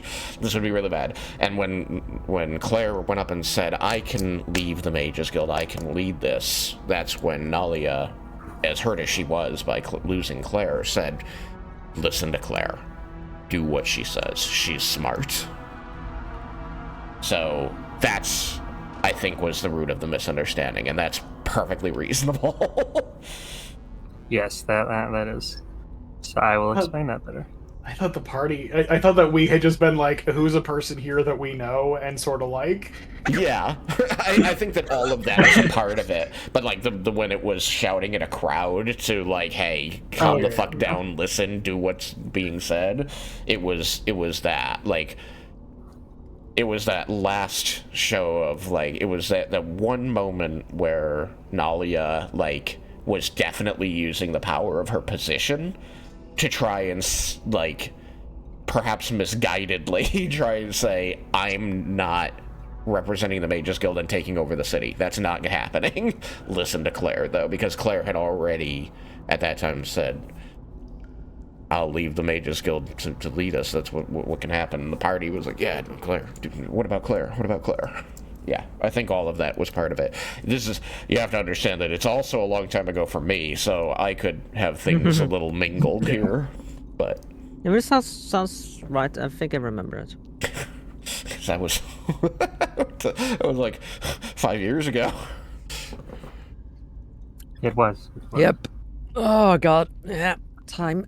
hilarious how the time skip almost starts to put things closer to being as far back for us as it is for the characters. Almost, yeah. But it's fine. The whole campaign only took like 4 months. In Worlds. That's hilarious. A lot happened in those 4 months. Yeah, that's D&D. It takes a long time to resolve things. Case in point. So, she's asking, is Nalia okay? She's very worried about Nalia. She's very clearly, like, still... There's something... She's, like, actively separating Laramendus in her mind from Nalia. She's not asking about the two of them together, and you keep saying them together, and that seems to bother her every time. Naya is still the Archmage of the Mages Guild in Bromdar. She was sad to see you go to become the leader, or the imposter, but recognized that the city needed a leader and there were very few options. And that the imposter that was pretending to be you stepped up and offered to take the role.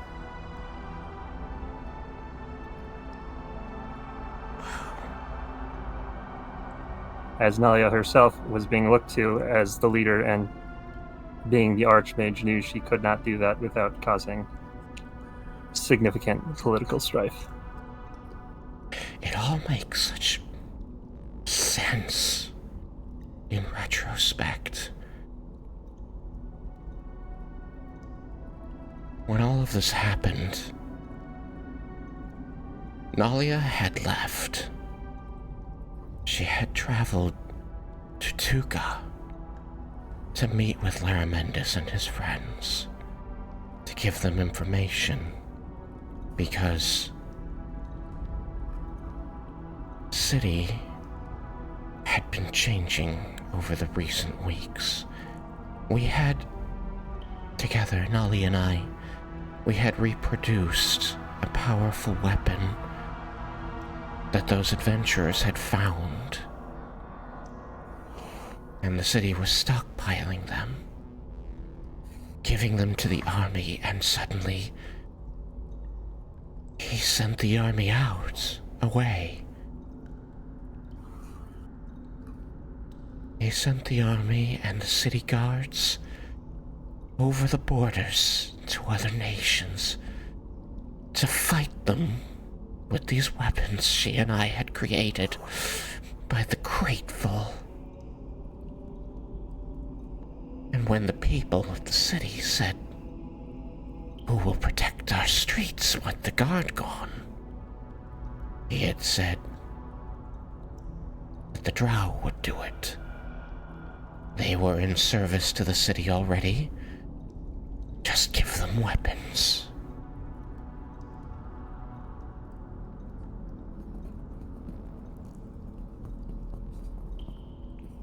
It doesn't matter who a person was, she says, and you notice as she is, like, it's next to her, leaned against a table, but she's, like, iron gripping the bow staff that you've purchased for her, like, white-knuckling it. Says, "You don't give a weapon to a prisoner and expect them not to use it on you."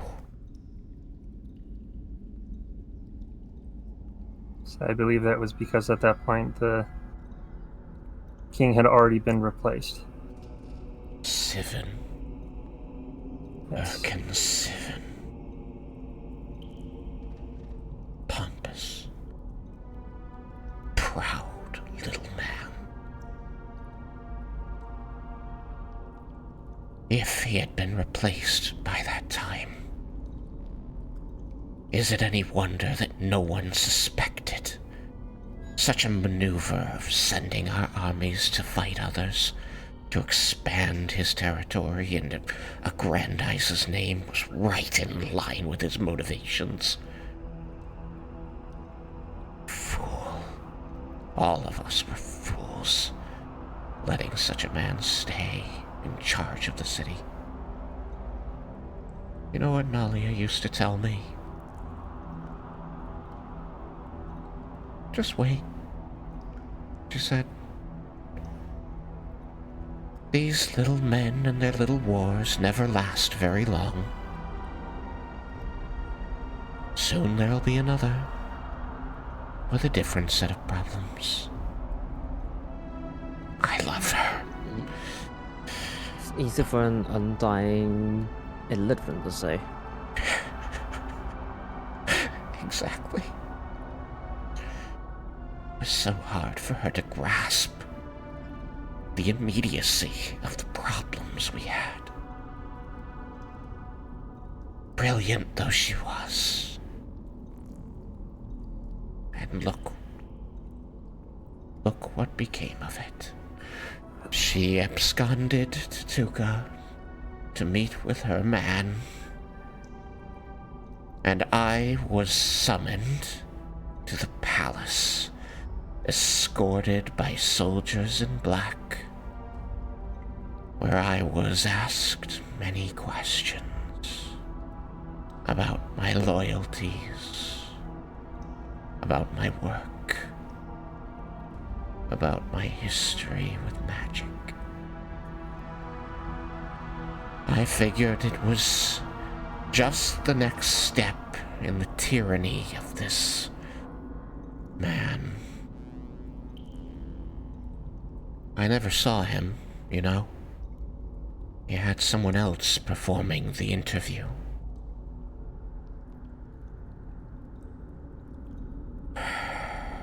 And then there were cries in the streets, and the clash of steel. And someone grabbed me by the arm and pulled me into darkness from which I never escaped.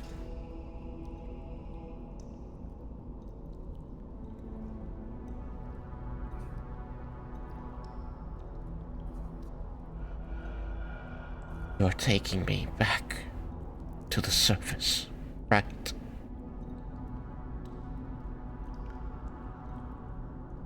As quick as we can.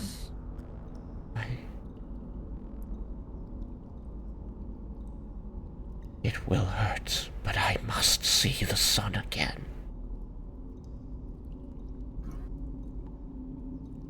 She places her free hand upon the table, sliding it toward the priest of Illustre, and says in a weaker voice, I mean no disrespect to your Lady Morwen. She has been a savior to me. But I must leave this place before I can look back upon it as anything but a prison.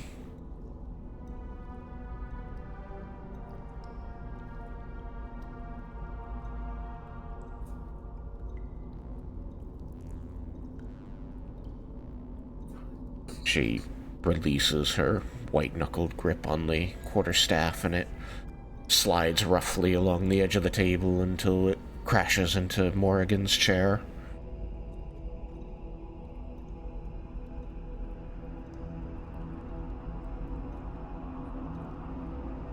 I don't seem phased by it.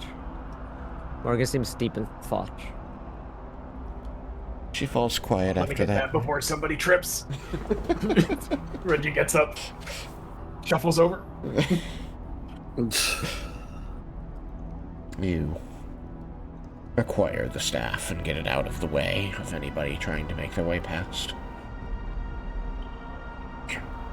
She falls into a stupor, staring at her plate, which still bears the evidence of a well-made meal with spiced sauces smeared across the plate.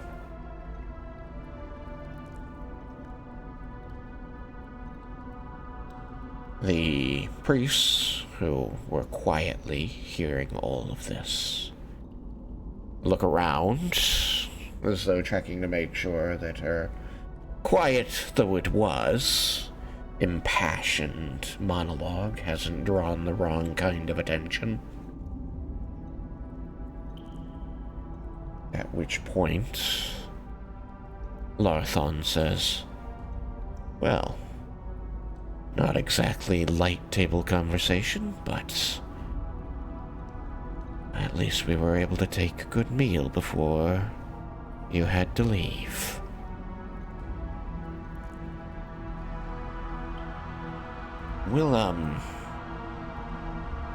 We'll go take care of the tab, and remember you owe us when we visit Volinar.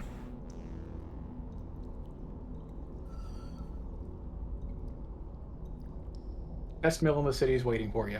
Or, well, it will be once we can get there and make the plan. You understand. He smiles, nods, and heads off to go deal with the proprietor. The priestess, Valise, stands up and says, I am glad that it was you, she says, placing a hand on Reggie's shoulder, but passing her gaze over the whole group, who took the job to transfer our previous prisoner to us. I feel that I have been able to be a positive influence on important events thanks to our acquaintance. I wish that you find your way safely back to Volinar, and that we speak on this at length ere long. Reggie's going to say, I am sorry about your cut of the friends and family fee. We got our money back from the ferry after the whole incident with the octopus thing. So I don't think that's coming your way.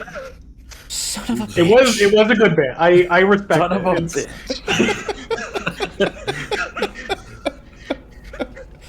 I suppose that the boat is a sufficient fee. I mean, if I were you, I would still go to her and ask for your cut of it. Because again, the boat's still there. They're making a bunch of money off of this. And honestly, I think you deserve it. But that's just what I'm saying. She's going to, without You are looking down nothing at you, but just trouble. pat your shoulder a couple of times. Like a, yes, thank you. It squeezes it for a moment before, passing a hand over her face, almost replacing her features there with calm placidity, where she says, please travel in the light of Illustray and find your way back to us before too long.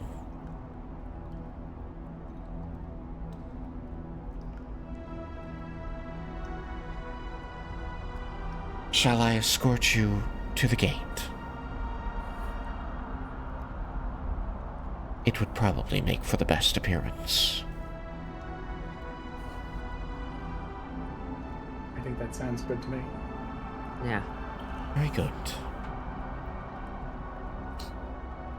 And she will gather you away from the table and bring you back to the gate of Umberlight. A city that you can see with new eyes as you've been to its darkest depths and its lightest table. At least for a moment. The waterfall cascades at the height of the city, falling from the surface in a stream of light from the hole above, as you wonder, vaguely, what the world above looks like now that you've seen so much more.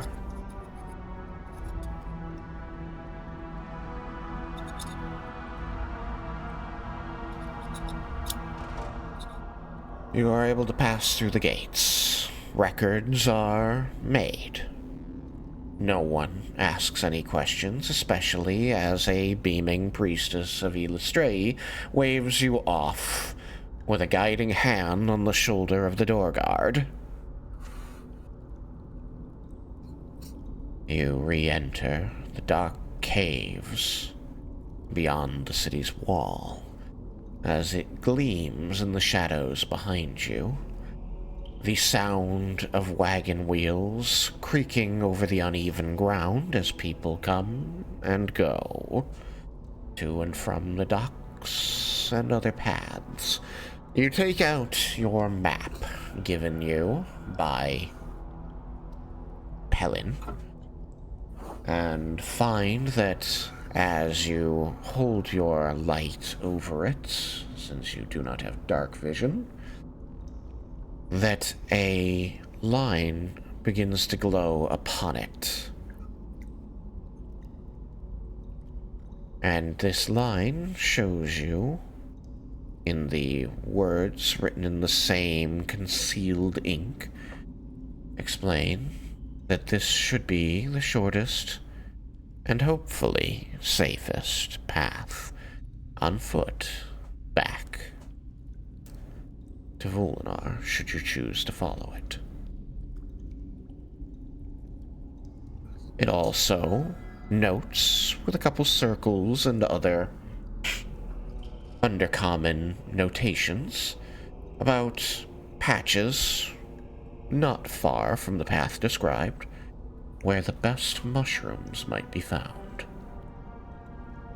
God, I wish I could read Undercommon. Does anybody? I believe Vulcan does. There you go. Vulcan can point this out to you. Oh, that's so kind of him. You know, he was a weird guy, but like, you know, I think deep down he was weird, but good and weird. Weirdness is just in layers. It's fine. Beneath the layer it's of like weird, an there's onion of another layer weirdness. of weird. Weird is not necessarily I bad. do hope that one day he can make it up to Volinar and we can show him around. I don't think he will.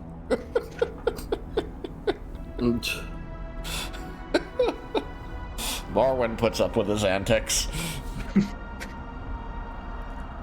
He's got it made in the We might shade. be worried if he ever does.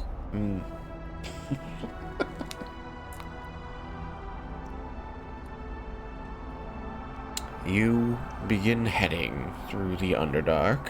Are you going to the docks, or are you going to use Pelin's map to go on foot? My vote is Palin's map. Yeah, we should do a little Right. walking. Seems the safest course of action. Reggie is going to pull out a superior potion of healing, and not the one that was given to him by what's his fucker? The other one that he had, Ignatius. That's the fucker. So the one that he had already had, and give it to Serena. Serena takes it. She seems in good health at this time, so she looks at it a moment before looking to you and says, just in case. It's always good to have one on your person.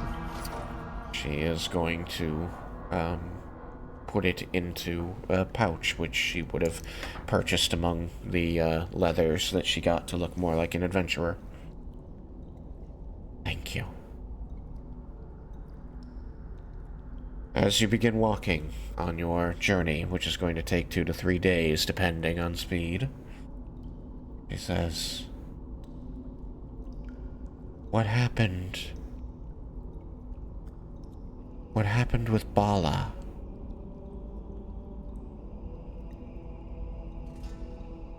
My father and his party were successful in defeating the dragons. They had to make a deal with the blue dragon Elsaminth. It's a big holiday now, Elsaminth Day. Elsaminth? Lightning that comes down. She looks very confused. More than just Bala? Oh, yeah. The white one wasn't up, but all the rest, they were. It was not a Yeah. great time to be out of the city. There were from what I 4 gather. dragons. And their hordes. She almost like stumbles as she takes us in, like teetering along, still walking. She says, Many lives were lost before they were slain. 4 of the children of Tiamat rose to claim the world, and any survived. That is a triumph worthy of song. Oh, there's plenty of songs. I don't think we should be singing them while we're walking down here in the Underdark, but once we're back in Volinar, some of them are good tavern songs. Some of them are, more appropriate for other kinds of venues. But there's a couple that. We need to get this situation sorted quickly. I need to find out from Nalia what happened. That's insane. Yes, it's known as the Draco War now. It was a very dark time in history, though it did not last that long. It is certainly a shock to come back to.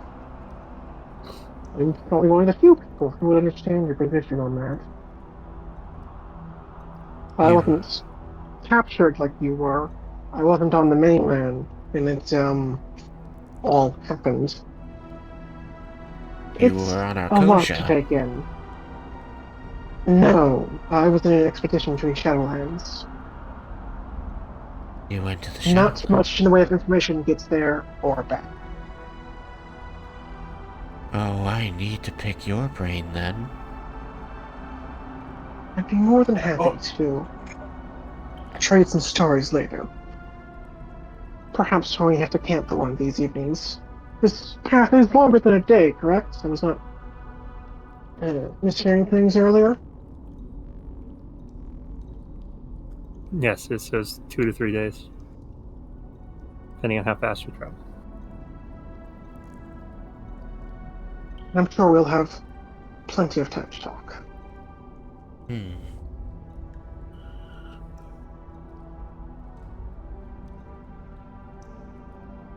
You make your way.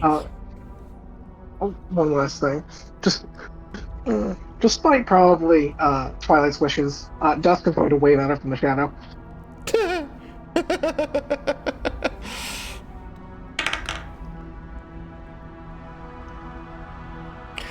She, it takes her a moment, but she does eventually notice that your shadow is moving separately from you and waving at her.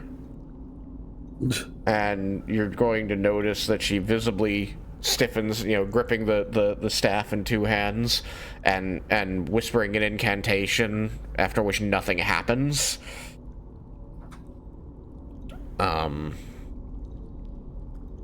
She says, don't move.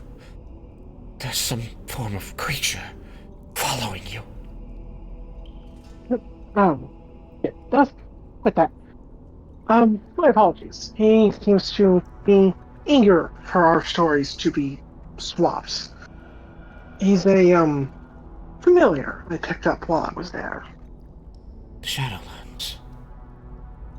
Yes. There are native creatures.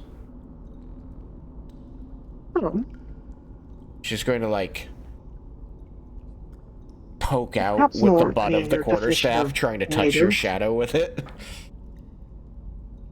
I mean, it might be the barest hint of resistance, but probably not. You see that she continues to stir the end of the quarterstaff in the darkness behind you before satisfying he tries herself. poking at him once or twice. He's gonna just start opening parts of his shadow to go around the staff. Tries to pull it back. He was trying to take it from her. She says, "I suppose." But no, trying to open it so that she's just poking the ground as opposed to him. Yeah. She just says, "I suppose it shouldn't surprise a person that native creatures of a place we call the Shadowlands would be shadows." feel I am soon to realize, more than ever before in my life, how hindsight really gives one perspective on everything.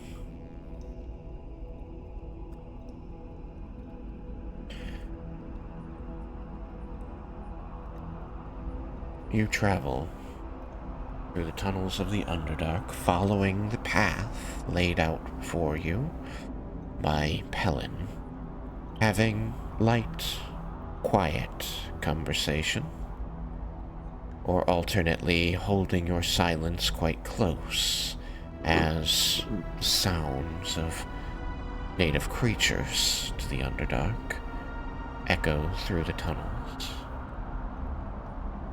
In the first several hours of travel, you encounter no direct engagement, able to hide yourselves well enough when something is close, primarily by all the more aware and skilled people informing Desmond to stop moving at the right times.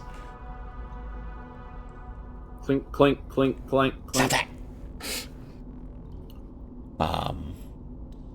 And finding moments here and there for those that desire it to steal away and dig up some precious, precious mushrooms. As I know, this will interest at least 2 people in the party. I'm gonna figure out how to grow you up closer. It's gonna happen. And oh, that will be the day. Very excitedly talking to the mushroom. But not, he doesn't have, he hasn't cast the spell. I was really hoping you had, but I think that you know what would happen. Just imagine you pull the mushroom out by its you know, by its root and start talking at it, and the mushrooms Screaming in agony. No, shit, Why would you do Stop that? screaming, it's just me.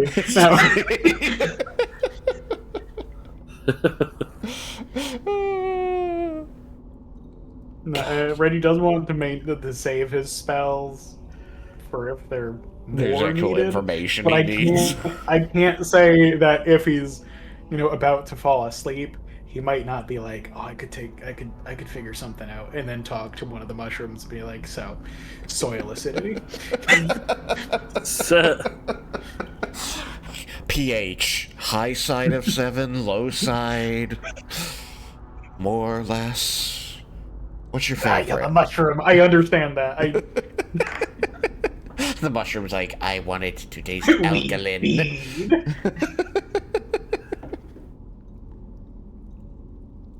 Eventually you just get that one freak mushroom that's like, feed me.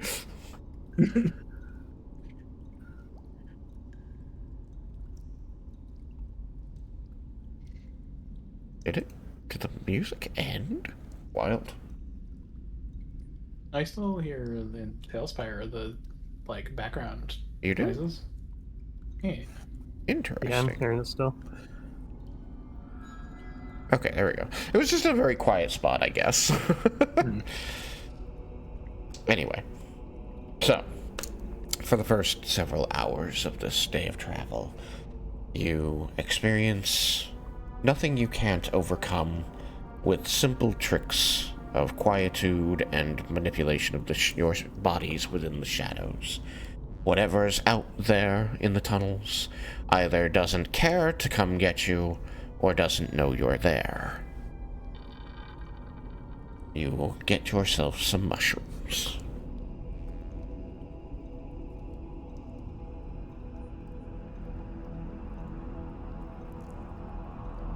Tis around when you are feeling it is perhaps time for a stop, a rest, that you are going to hear the sounds of combat.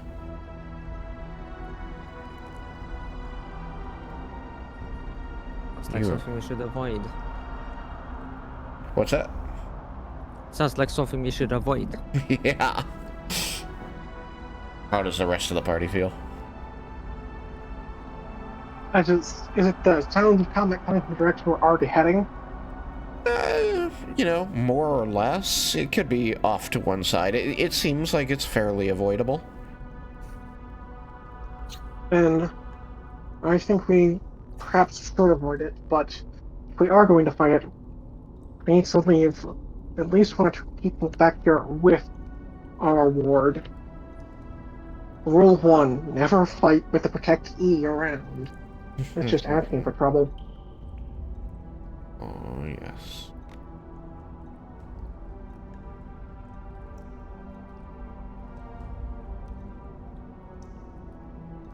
Finally start using this map.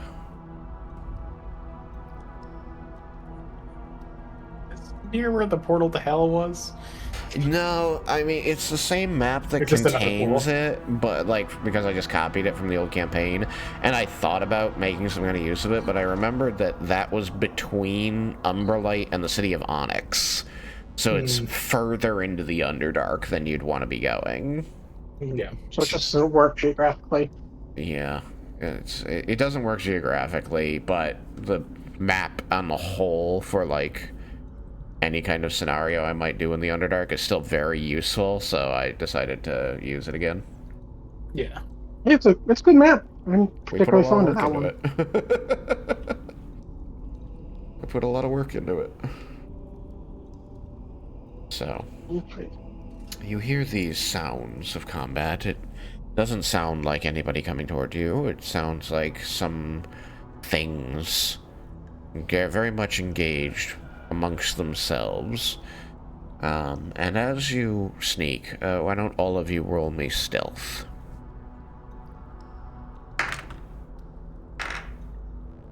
Use my inspiration on that. We don't like ones here. I like ones. Once. Once. How's it like to no longer have the halfling luck? Yeah. Oh, I miss it. When I remember it, it's great. I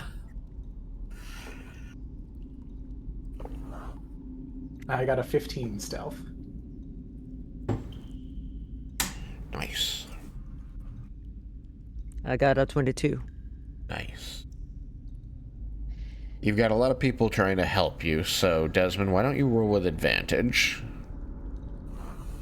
Oh, yeah. Looking at 16. Hey. Oh, no. It's a 1, isn't it? You know what? I'll use my. It's not a 1. I'll use my inspiration to roll. So it's a 2 or a 3. End of the session. Oh, it was one of those numbers. Technically, my first roll was better than that, but it still wasn't that great. Okay, the third roll was much better. Okay. It was a 16. 16. Alright. You sneak through the tunnels, avoiding the sounds of this conflict. As you get closer to them, however, you do hear that it sounds like it's a humanoid fighting perhaps a monster of some kind. You haven't seen anything, but you hear the telltale grunting and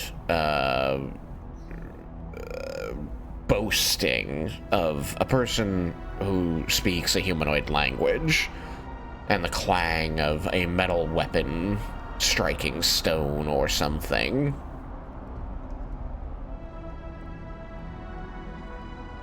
Is it Resin? Huh? I recognize Resin's voice. Do I recognize I think Resin's I know voice? who it is. You do.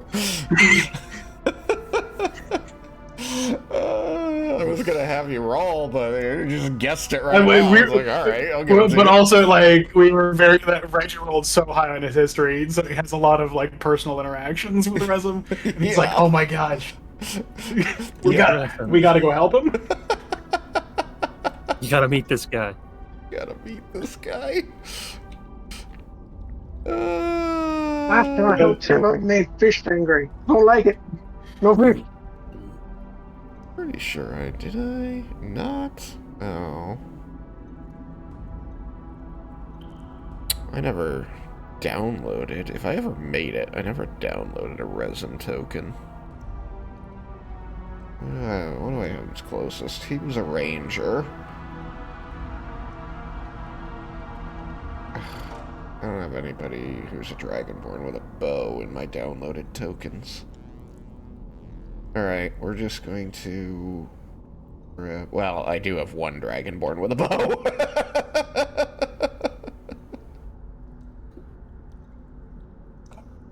Sure. He had prosthetic arms or something and an eye. Was it? He had a prosthetic Yeah, he's leg got, like, and triple eye. fracture. I thought it was an arm. It was leg. Leg and eye. Been a while. Oh, yeah.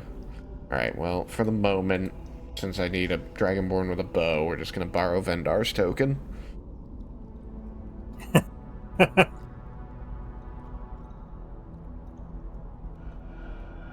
Alright.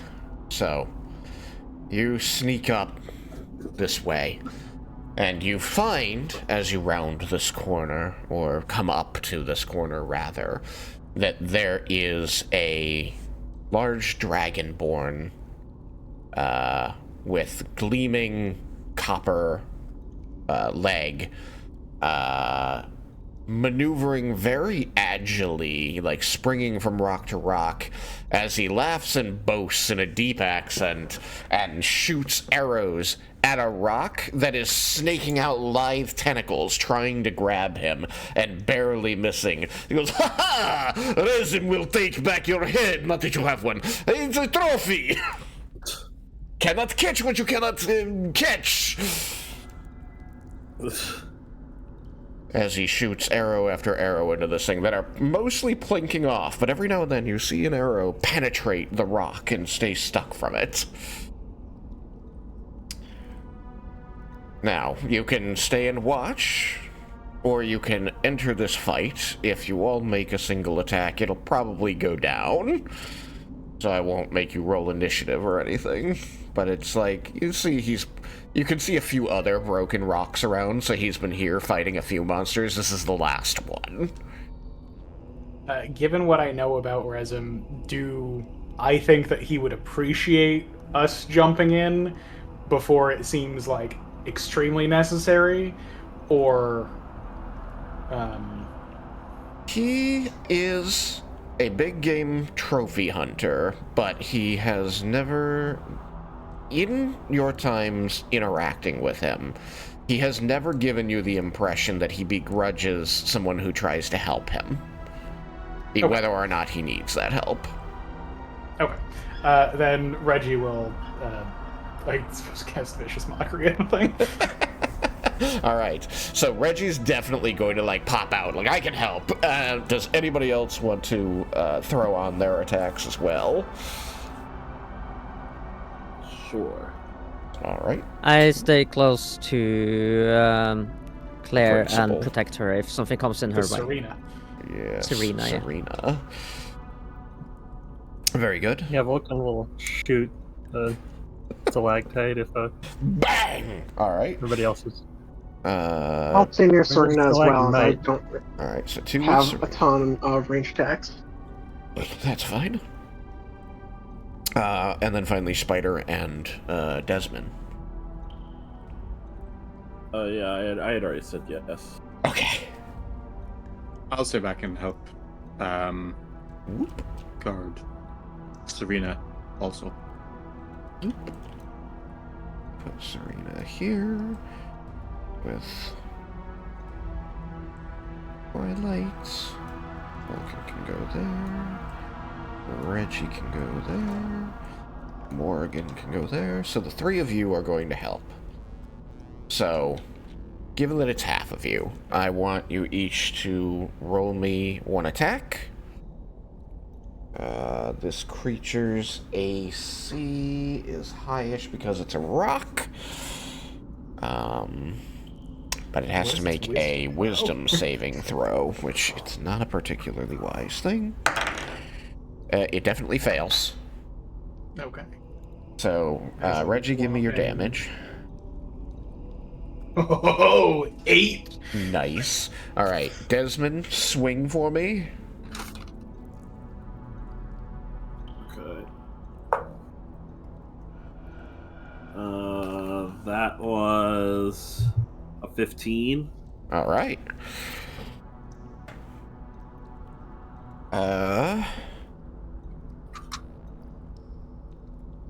It's distracted. Give me one more roll. Okay. It's got decent AC because of its rockness. Okay, that was bad. Nope, I don't hit. Okay. And Vulcan, shoot it. Ooh, it's a 27 to hit. That definitely hits. Give me damage.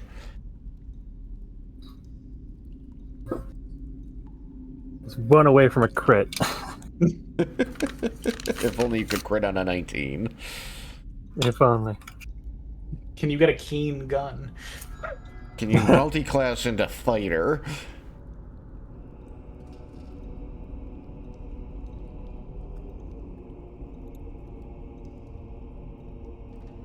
So that's 11 piercing damage, All right. or magical piercing damage, I Oh, guess. even better. All right. And 4 fire damage. And 4 fire damage. All right. So as you guys come screaming around the corner, you viciously mock this thing, and the others take their shots. The place rings with the blast of Vendar, excuse me, Vulcan's gun. It's because of the figure. Yeah. Resim at that time is like landing on a stalagmite, gripping it with his hand, hanging off of it, his bow in his other hand.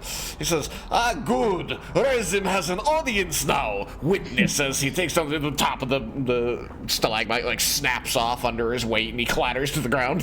This was not part of the show. All of you make. I didn't see anything, Resin. All of you make a second round of attacks. So start with Reggie. Okay, vicious mockery again. So Yep. Oh, right. So roll. Same roll. It fails again. Okay. That is 7. All right. Almost max both times.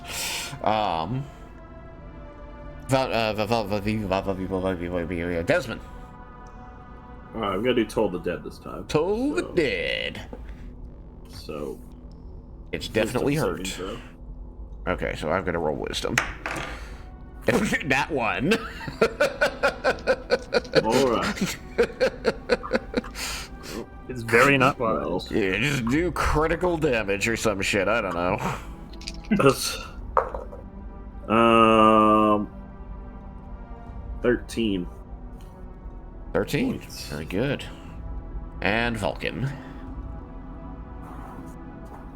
Ooh. It's only 17 to hit. 17 is exactly what you need. You hit.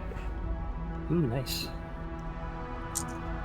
Sorry, you missed it by 2 last time, buddy. That's 8 magical piercing All right. and 3 fire. And 3 fire. All right. Then one last shot from Resim, because it's got 2 HP left. That hits. It's done. Resim is going to, slide toward it, bow drawn, and, right as he gets within about, 8 feet of it, he releases, and the shot goes up into this crag in the rock, and the thing hisses. You find out he shot the arrow right into its maw as it, splits in half, and the tentacles all flop out, flailing out of all the pores in the rock, lie flat. That is an unpleasant looking creature. He's going to, pick over it, reclaiming his what arrows he can that aren't just shattered against it, before he turns towards you. Having slung his bow, he claps his head and the dust off of his gloves together. He says, he's called Roper. He's a native of Underdark. Resim has fought many of them, though usually he does not have help. Resim expresses gratitude for your intervention. But it is unusual to find adventurers down in these dark places lately. Resim will ask what it is that has brought you here next time on Desmond's Creek. Nah, nice one.